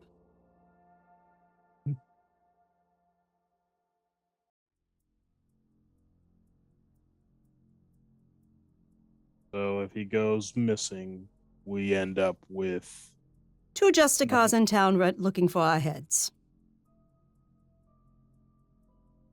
Did your contact have any idea why he went from the blank catatonic Nero to the jerk he is? No. Hmm. I have a theory on that, but I don't know. I actually would like to, at some point, get time to stop by and visit Waneka, because he could also hear the lake spirit. Speaking of that, yeah, he knows it's rather quiet in those parts these nights. I actually saw him myself. I went and visited him. Excellent. Did he mention anything about the lake?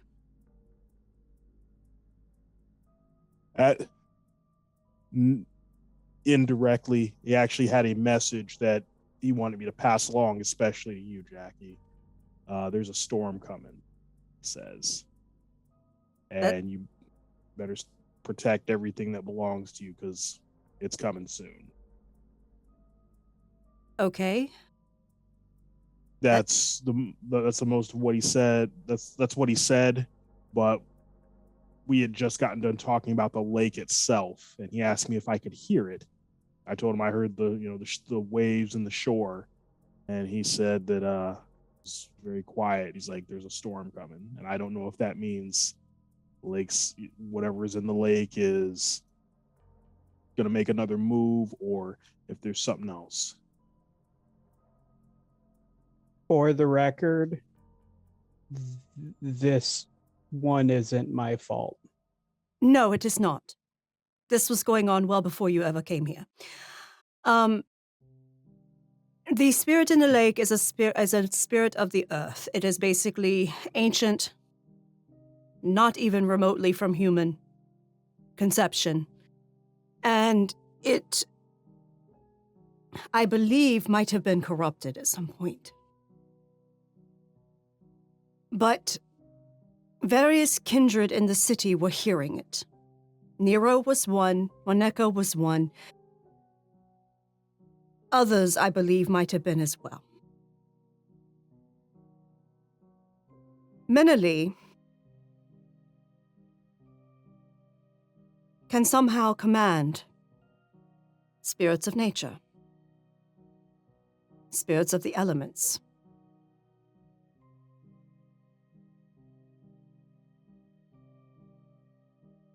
Everyone knows the story of Pompeii. It was actually 4 cities destroyed when Vesuvius erupted.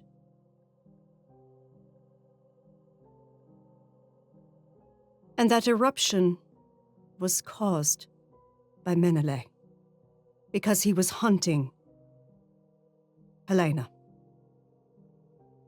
and had tracked her there. And both of these people are in our city and could just at any time decide, you know what, nuke the board, start over. Yeah. All right, I wasn't with the get on the jet and get out of here idea, but I'm starting to be very much behind it right now.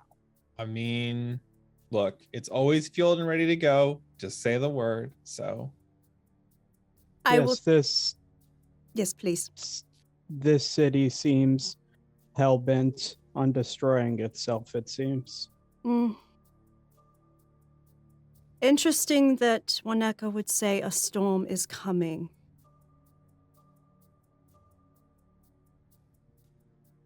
Very interesting.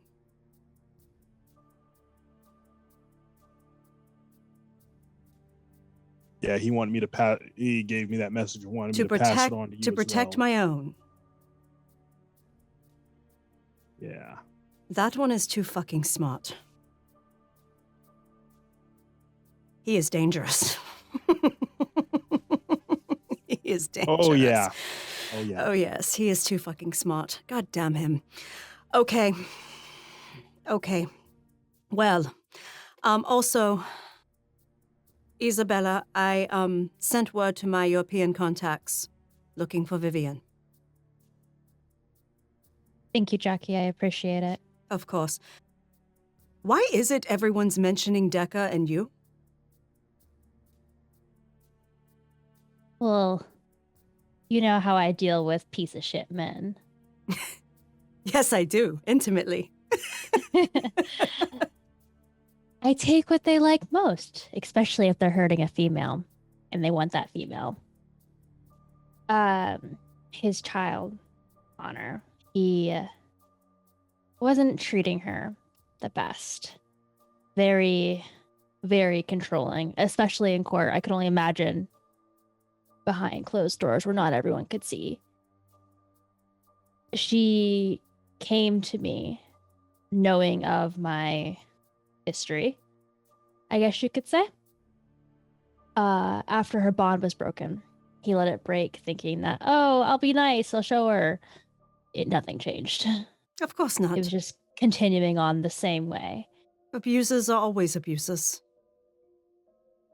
I helped her get away to Indianapolis. There's a club there that made sense. No one would have found her there. I have a feeling he suspects that I had something to do with her disappearance. I mean, I did, so it's fair. But he's obviously upset about it. Obviously, he lost his favorite pet. I mean, if you have to be that controlling, you're compensating for something. Absolutely, every fucking time. By the way, Nero is also like that. Should we take away his playthings too? I think that might be on the table later. Let me fuck with him a little while first.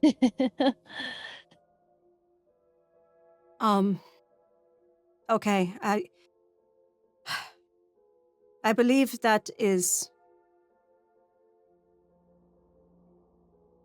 Oh, by the way, Annabelle is no longer Keeper of Elysia. I found out that Keeper is now Adzi, a Nosferatu.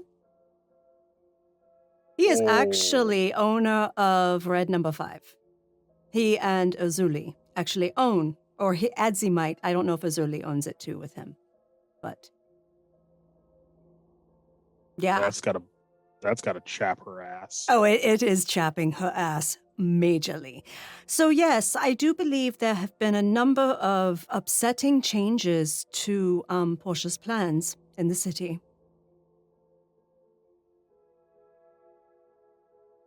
Couldn't have happened to a nicer person. So, but that's, I believe, all I have. I believe. So much, Jesus, all my little birds have been singing to me every damn night, and I'm like, I've gotten so much information now, I've reached overload. You love it, at least a little bit. I do love it. I do. But it takes me a little while to compartmentalize everything. Well, let me help you push you over just a little further. Mr. Nicholas and I had a good evening at my bookstore the other day, with Zell playing. She was a huge success. Oh, fantastic. I'm hoping she'll play a lot more in the future. She was really well received, except by one particular person. And I mean, it was really underhanded, but it seems someone is jealous and doesn't like anyone who that I'm in contact with of the female persuasion.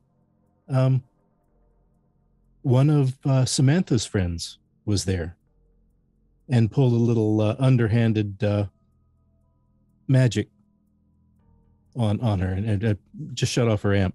I mean, it was a minor trick, but still, she revealed her hand, and I'm also pretty yes, and I'm certain that Samantha is herself a mage.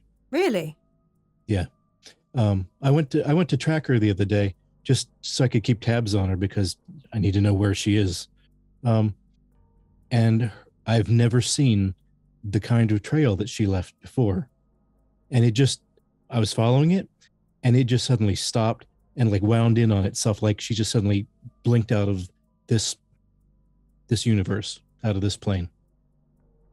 So, and it reminded me somewhat of what I remembered from a long time ago.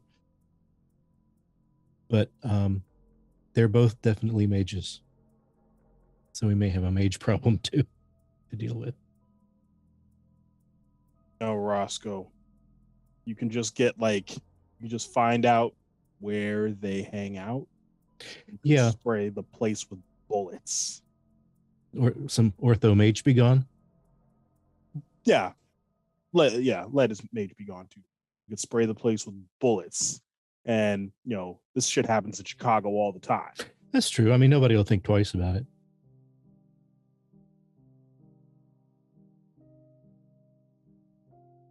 Yeah, because when I was tracking Samantha, I mean, my truck just stopped. I mean, it just like somebody reached out and like turned the switch. The one that caused the amp to fuse out. She was in the vicinity, right? She was in the audience. Yes. Yeah. Mm-hmm. Oh, Samantha probably had to be close to do that. Yeah, she most likely was. Oh, shit. And it seems that this friend that was in the bookstore also had a ring that she seemed to be... I couldn't tell if it was amplifying her power but it caught my attention.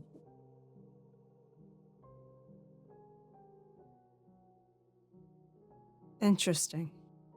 Yeah, because mages have problems using their powers in our presence. So she was probably using it as a focus.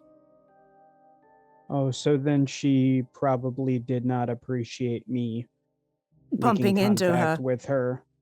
Yeah, that's... Ah. Yeah. I mean, I would imagine it would have been difficult and makes sense she would have something to amplify because I don't know much about mages. I just know, Roscoe, I saw you so long ago. So long ago. It was 1914. Yeah, another lifetime ago. You were a soldier. Mm-hmm. I was. In Paris. Yes. I was just getting ready. We were doing a few things before we were getting ready to leave within the week. Because of the war. And saw you. I was waiting outside while my sire was in meeting with someone. You with some other soldiers, and then when he came out, he took my arm and said, let's go this way. And we took the long way around to where we were going. And he told me that one of you in that group was a mage. Really? How I wonder how he knew. I don't know. My sire, much older than me, could do things I don't know. Well, looks like he was right.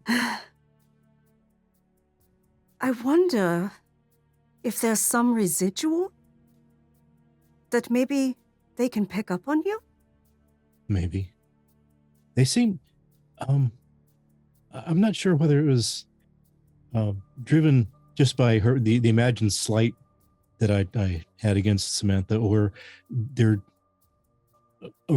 just a raging hate for what they think I am. Because I think they consider me an abomination, having been a mage and now A vampire. But it was certainly in their eyes when she looked at me. Yes, she did not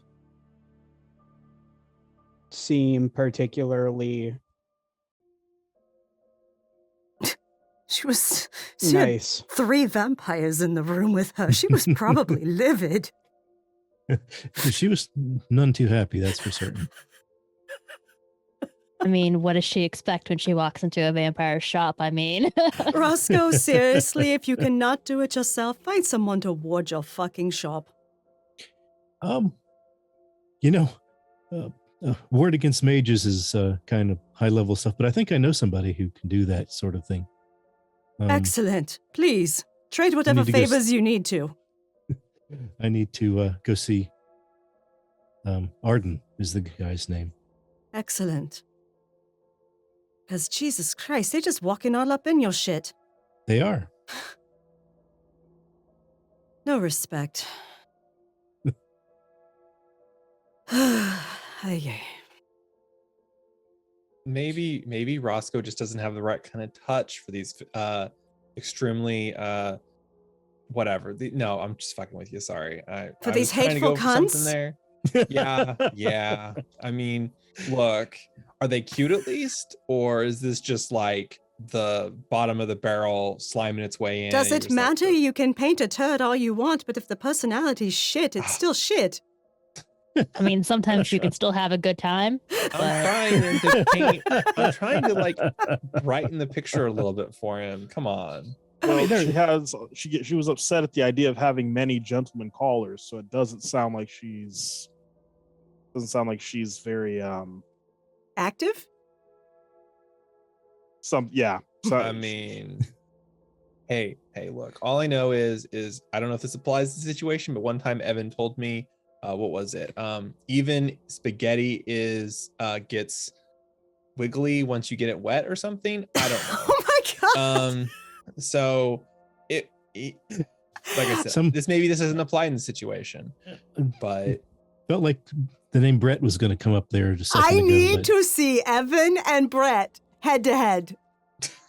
The world's not ready for that. While we're talking about touching, Yes. Yeah. Bad touch. Lamar.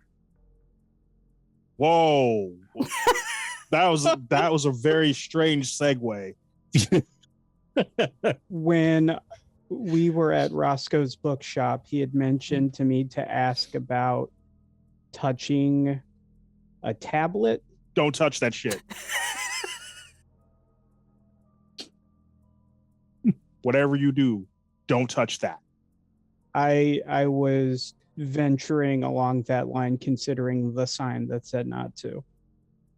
Obey that sign. It's not a wet paint sign. Don't test it. Just obey the sign. What happens? Nothing good. Don't break the thing. I'm gonna see how much it's gonna cost Nicholas to get him to touch the tablet. We'll start at $1,000. Higher, lower? Higher? Okay, $2,000. I mean, come on, Nicholas. Can't be that bad. So you had your meeting with Waneka, Lamar. Yes. Got into Tent City. Well, no problem. Got out of Tent City. No problem.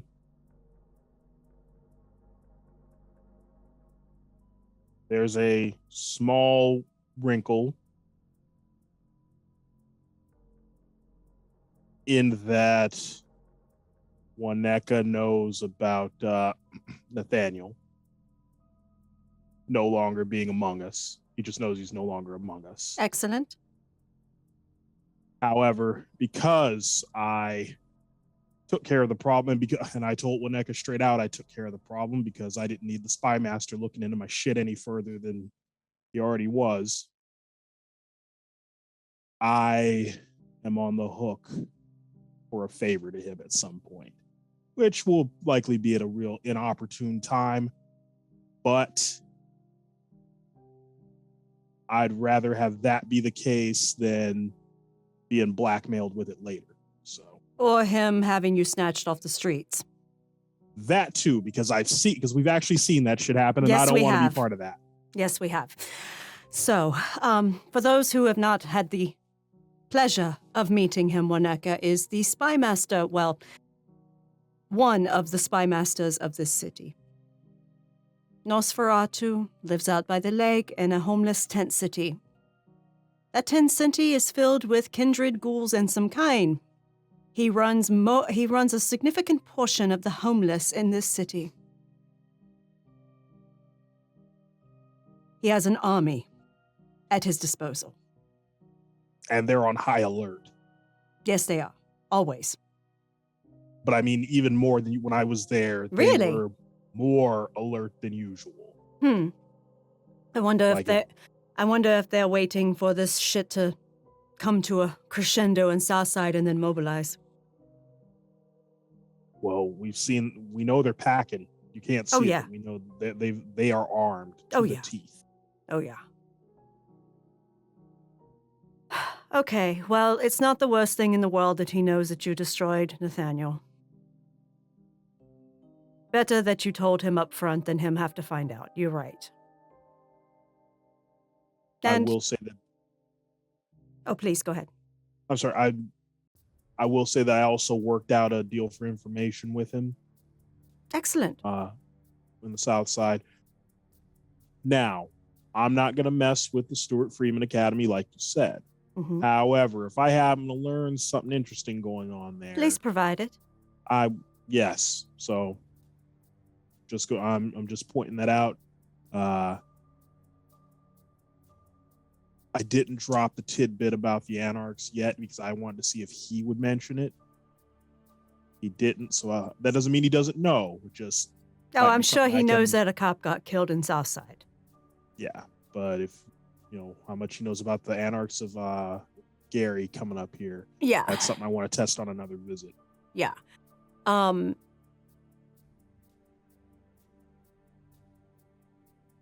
Definitely. I have pulled in some big guns.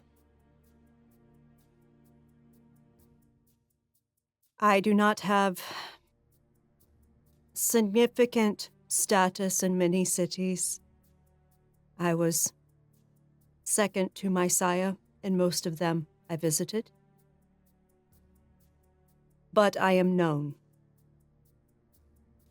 by many from that association.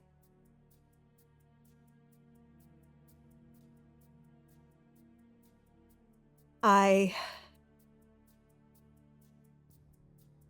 hope they find whoever the bastard is that's pulling the strings. Turn him to fucking ash. And that in the process, Alphonse motherfucking Capone either goes on the lam or gets destroyed.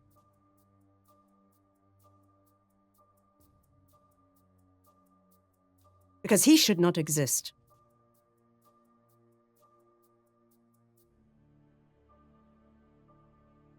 I agree on all counts. I don't care what happens to the One-Eyed King. That's not my fucking problem.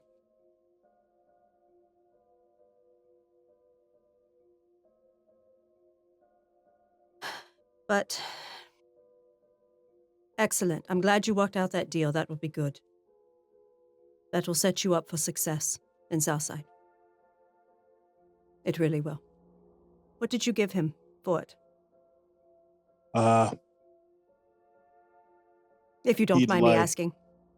No, I suggested that there's a church there that might be willing to help out with the homeless and help feed the homeless, maybe get them off the streets a little bit. So I'm going to set that up, nice little soup kitchen, maybe some beds maybe a shelter with some beds.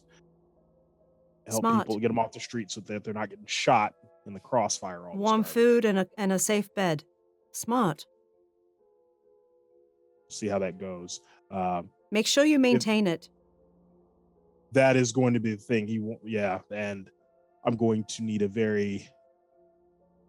need some money to get that going. So I've got some ideas, but y'all know anybody who wants to earn some cred with NECA? Oh, I don't know about cred with Boneka, but I was going to say I'm pretty sure with people I know in my neck of the woods in the South Side area, I can probably get you hooked up with some groups. We can do some grassroots thing, so it seems more like a community thing. So it's not just the Wicker Park coterie. If that makes sense. Wonderful. That's a wonderful idea, especially if it looks like the kind are doing it all on their own. The city rallying together to take care of its Homeless weakest or population. whatever. Yeah. And if some silent investors are needed, I can contribute. As can I. That would be excellent, and I'd appreciate that. Excellent. Jenny, do you have anything? Oh, I was gonna say, speaking of homeless, I think Roscoe's boy Sam there got somewhere because the credit card I gave him has never been used, and he seemed a little homeless, so I assumed he'd use it. So, And Whoa. he wasn't so proud that he wouldn't use the money if he needed it. So yeah. hey, that was my form of tracking. I tracked him, and it said he hadn't used it, so I assume someone got him somewhere. I will put in a call to my lieutenant. My sergeant got promoted. Great. Yes, I actually hope to possibly know that the mayoral election is coming up within the next year. I'm hoping to possibly get him appointed as chief. Move. It depends on who gets the mayor in their pocket. But I can have my lieutenant check into Sam's vehicle to see if anything in the area was reported. Y'all don't think Lasky got him, do you? That's a good question. Like I said, the only information I had was that the form of tracking that I do, i.e. monetarily, was never used. And I figured, like I said, when I gave it to him, I said, you seem kind of homeless or poor, so I figured he was going to use it. And the fact that he never used it kind of made me think something's off. So Give me a moment. And she steps out because we're actually in one of the Faraday cage rooms. She steps out into the hallway and she calls her lieutenant. Hey, Jackie, how you Hey, doing? I'm good. Thanks for the tickets. Oh, you're welcome. You're welcome. And you also got the list of blues venues that I recommend. Good. So what can I do for you tonight? I need you to look up a tag number to see if there's been any reports on it in the local area within the past couple of weeks and months. Okay, you hear him typing away a bit. And I Okay, give what him you got? I give him the tag number for Sam's car. You hear him type a bit more? Yeah, abandoned. It's found just south of the city.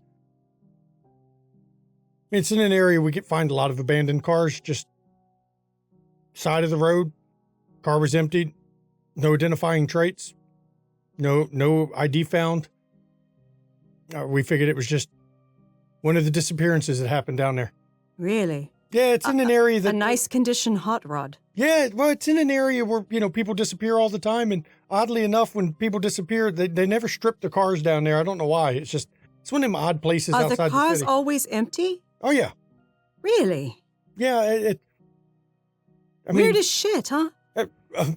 In the FOP Lodge, we call it the Chicago Triangle. It's kind of like the Bermuda Triangle? But instead of things planes, just disappear. Yeah, instead of planes and like trains or planes and like boats, these are like cars and people.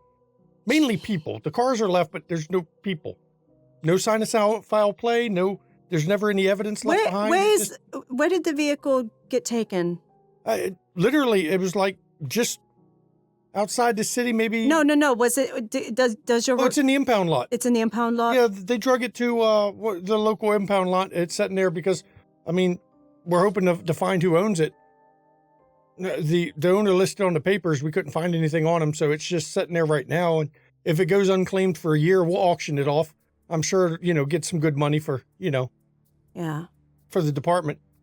All right. Well, thank you so much, Lieutenant. I appreciate it. No problem. You have a good night. You too. She walks back in. Sam's car was found abandoned south of the city, empty. No, nothing left of Sam? Nothing? No sign of Sam, no sign of anything in the car. And Did it was in the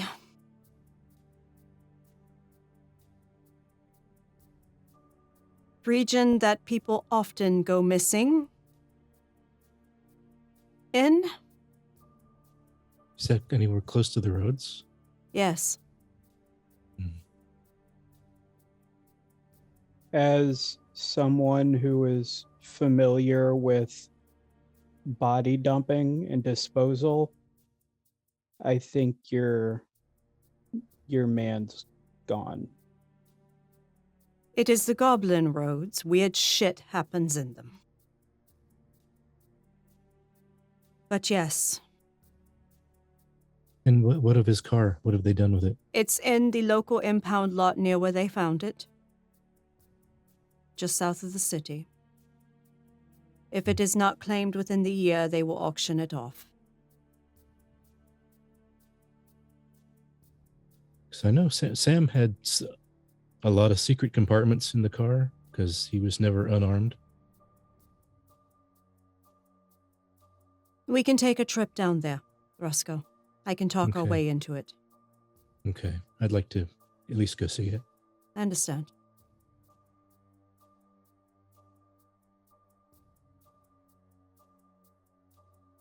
Well, But that I do explains why. believe there's nothing left in the car, because the police would have searched it thoroughly, Right.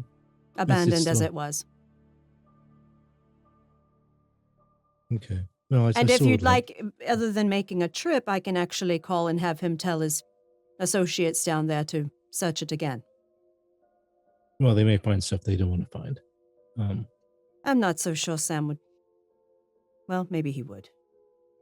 Have stuff that they don't want to find. I don't know. I mean, if you're worried about them finding something they shouldn't find, then maybe we don't want to be attached to this That's car true, in too. any way. So, True enough. I mean, in a year, I'll make sure I go win the auction. I'll turn it into a paperweight. Christmas presents for everyone. That So, works. Yeah. Okay. I don't know. I don't think I have anything else. That was the big news for me. So, yeah. I am sorry, Roscoe. Thanks. I mean, that would explain why we've heard absolutely nothing from him. I will have to make a call, so to speak. Give Pontifex Taylor my regards. I will.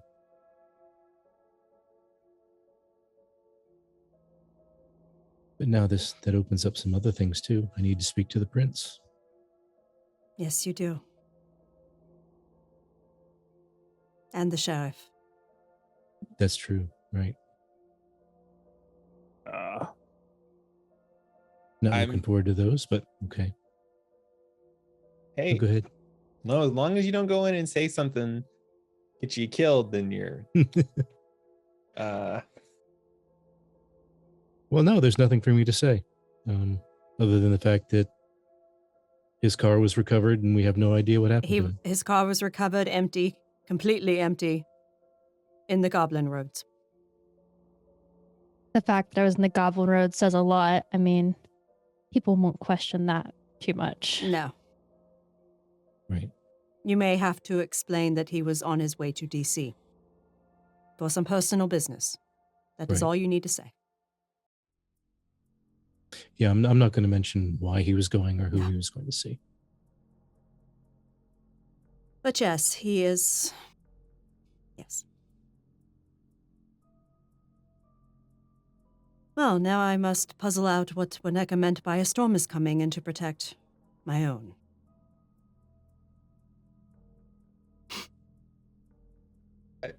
You said he was talking to the lake, correct?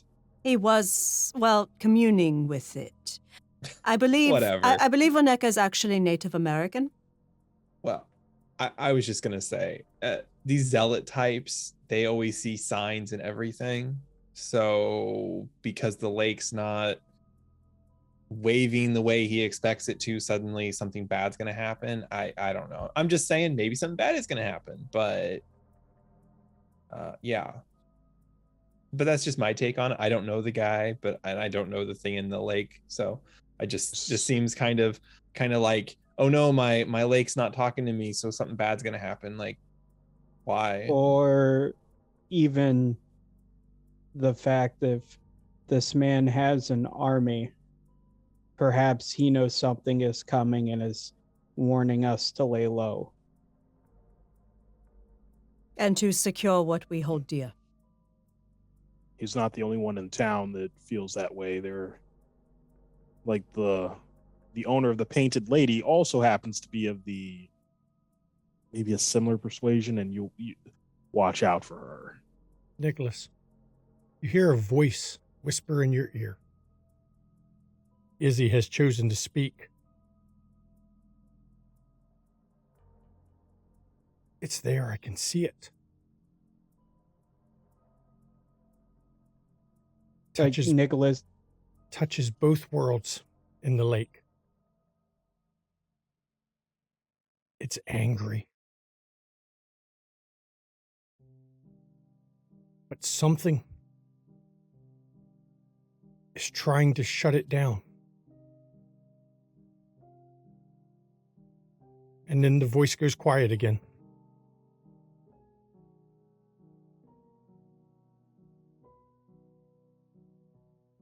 Izzy says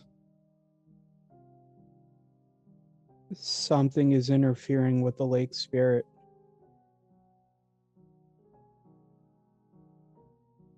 Interfering how? I believe she said it's trying to shut it down. It's angry. But whatever this is on her side as well as ours. Whatever this is, it's real. And it's going to be bad.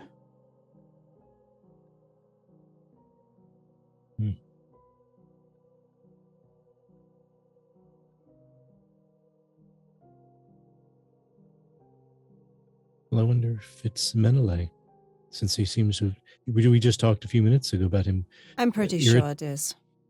Irritating a volcano into eruption. I'm pretty sure it is. And if he has sway over nature spirits, that would fit with what Izzy said.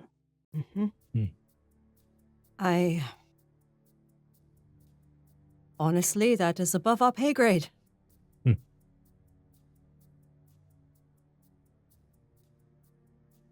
It would not shock me if the city floods again.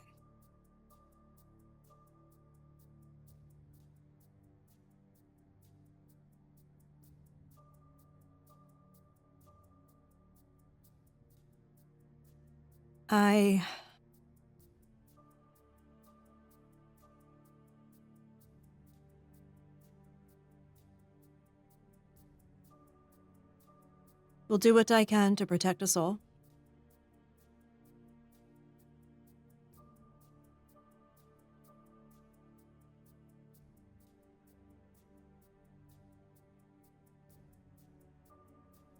Well, it's also on us to stay off the board as much as we can.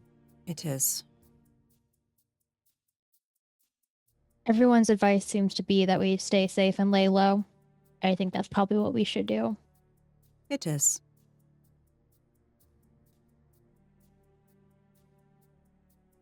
Is that even possible anymore, though, with everything that continues to happen? I believe it's about time we start telling some people no.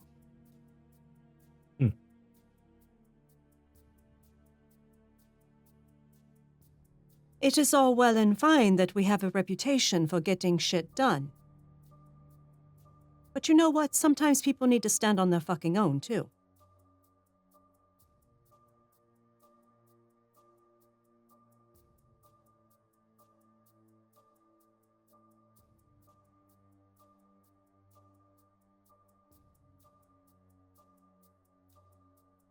Well, apologies for being pithy about the storm. I mean, I'm always going to protect what's important to me anyway, Exactly. but it just seems everyone always has some doomsday prediction about something. That's why I was just kind of whatever. No, it's So- perfectly fine. I understand. I understand.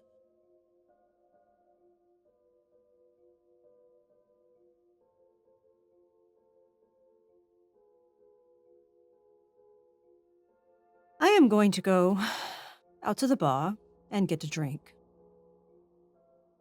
I'll join you. Excellent. So, who else is going to? I saw Isabella's finger go up. You're going to go and circulate amongst the place? Yep. And looking at what's been laid on him, I actually think we're going to end the episode here because this entire coterie has some things they need to consider. What did he mean? What did Izzy, the other Isabella, warn them is coming? And is Jenny correct that they always see signs of the doom and apocalypse? Very common for zealots. But how often does it come true? And I'd like to thank my players. Of course, let's go straight to this let me give my summary real quick. It was a very fun episode. The coterie had a nice get-together at the end, which I think filled out the episode nicely with the sharing of information. Lamar now owes Wineka a favor for the destruction of Nathaniel that Clan Nosferatu apparently didn't like very much, but still didn't like him destroying. Jackie has found out what makes Nero untouchable. I'm going to point out, it also makes you wonder, Kathy being stuck so close to him all the time. Because it was hinted to Lamar, who did relay it, that Damien has Kathy watching Nero as well. Who knows what in this amazing city? Isabella finally revealed why Decker. She's claimed she doesn't have a clue until now. Seems the obsessed sire might be a bit upset that somebody took away his toy. Jenny, well, she has a meeting next episode I know she's going to need to take because there's a certain kindred who's been fucking with her finances that's going to pay for it after he makes his $69. Roscoe found out for sure now that Samantha has friends that are also mages. Though so far the powers they've used have been, well, relatively minor compared to what you know they're capable of. All small things. And I wonder how long before Nicholas touches a tablet or goes out to the lake to see for himself. Big red button. And for the viewer vote this week, everyone gets the viewer vote this week. We had an amazing amount of engagement on the Discord. The viewers were really hyped to push the viewer vote, so everybody gets a viewer vote this week. So pop over to our Discord, pop over to Chi-Town Chat, vote on who gets the viewer vote this week. Be for any reason, could be for everybody, could be for one person, two people, whatever. It's whatever you want. We're not picky, just it's a way to show that you enjoyed what we're doing, of course. If you like what we're doing, while I'm at it, give us a follow here on Twitch. If you really like what we're doing, you can give us a subscribe. So you know Twitch takes half. If you don't want to pay the pimp that is Twitch, you can pop over to our KoFi over here, and you can give money to the studio that way because KoFi doesn't take half the money. If you want to give something to the players, bits and donations, those go to the players, not to the studio. It's just a way to give back to the players, of course. Man, so much to go through here. If you're watching on YouTube, give us a subscribe on YouTube there because that's free. Go ahead. And tell your friends if you're enjoying the content because we love having new people come and watch. And the more people that watch, the better because we love sharing our stories. You want to check out other great content creators right over here in chat? One of them is right down there, right in the center square for the Hollywood Square. She's the center square. We can put an X or an O in there, whatever. And go check her out. Give Mischievous Red a follow there on Twitch. Maybe she might spoil something she knows from her character. Maybe she won't. You won't know unless you're watching, will you? That's how you find out. I'm trying to think of, get your merch. Get the merch. Okay. So get you some nice Windy City. Look, so you get a good cup. Posters behind me that are now not blurry because my wife, I really did it for my wife, to be honest, but Lance was also bitching. What kept me blurry so long? I'm lazy. I didn't feel At like least he's unblurred. honest. He's honest. Because my dumbass actually didn't save it in the unblurred format, I had to rebuild that part. My bad. I'm thinking, did I miss anything? No, I'm turning it over to my wife for schedule now. Yeah. Yes. So coming up over the week, we have no streams Monday through Friday, but we do have on Saturday, the 29th at 3 p.m. Eastern, London Esoteric Society, our Call of Cthulhu 7E stream run by our amazing GM Tiss. It's got a great cast. There's some new faces this season in London Esoteric Society, set in Victorian London. All the cult stuff, all the time. It's insanity-inducing, culty, creepy shit. And the new cast is amazing. Yeah. Let's just say amazing. And honestly, you need to check it out, 3 p.m. Eastern on Saturday. And I have no idea what they're doing because we pre-record on Thursday evenings. And the next session hasn't even aired yet. Going insane and cult stuff. Yeah. And books, all the books that need to be burned. But yes. Well, read and then burned. Reading them leads to insanity.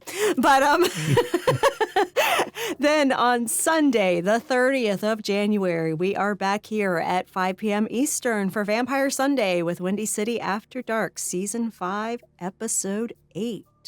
You will get to see what this coterie does now with all this shit that they now know. Yep, we got 3 episodes less this season.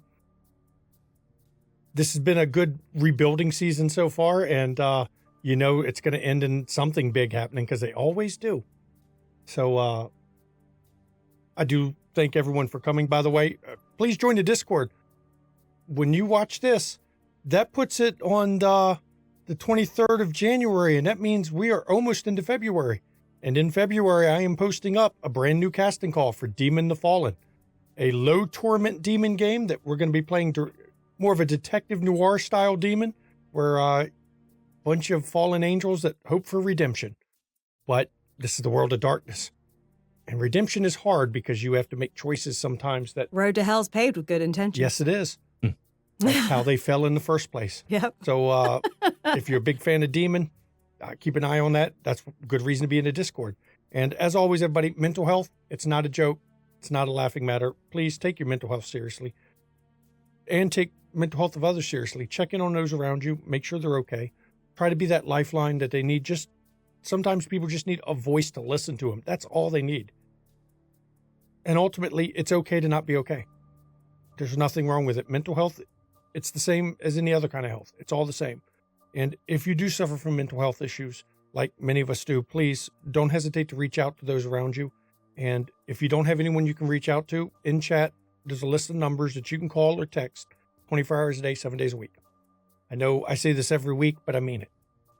If you're having a problem, please call or text those numbers. And somebody will be that voice that you may need just to listen. Of course. And if you're not in the U.S., because we do have a number of non-U.S. viewers, there's also a link in chat that you can go to that shows the helplines in your country and your support. So please take your mental health seriously, and please take everyone else's health seriously. And going back with taking health seriously, I turn it over to my wife. Hi, Mama McStabber. Nicest mean nurse you'll ever meet. Timber Brad down there, meanest nice nurse you'll ever meet. Please go get your shots. Please go get your COVID. In the U.S., ages 12 and up can get their COVID booster. Please, if you have been fully vaccinated, make sure you are boosted. If you have not gotten fully vaccinated, get fully vaccinated. Please. Please. I said last week I had multiple people I knew deal with deaths in their family from COVID. Our own family has more fucking people reporting they've come down with COVID. Please, please, please, please get vaccinated.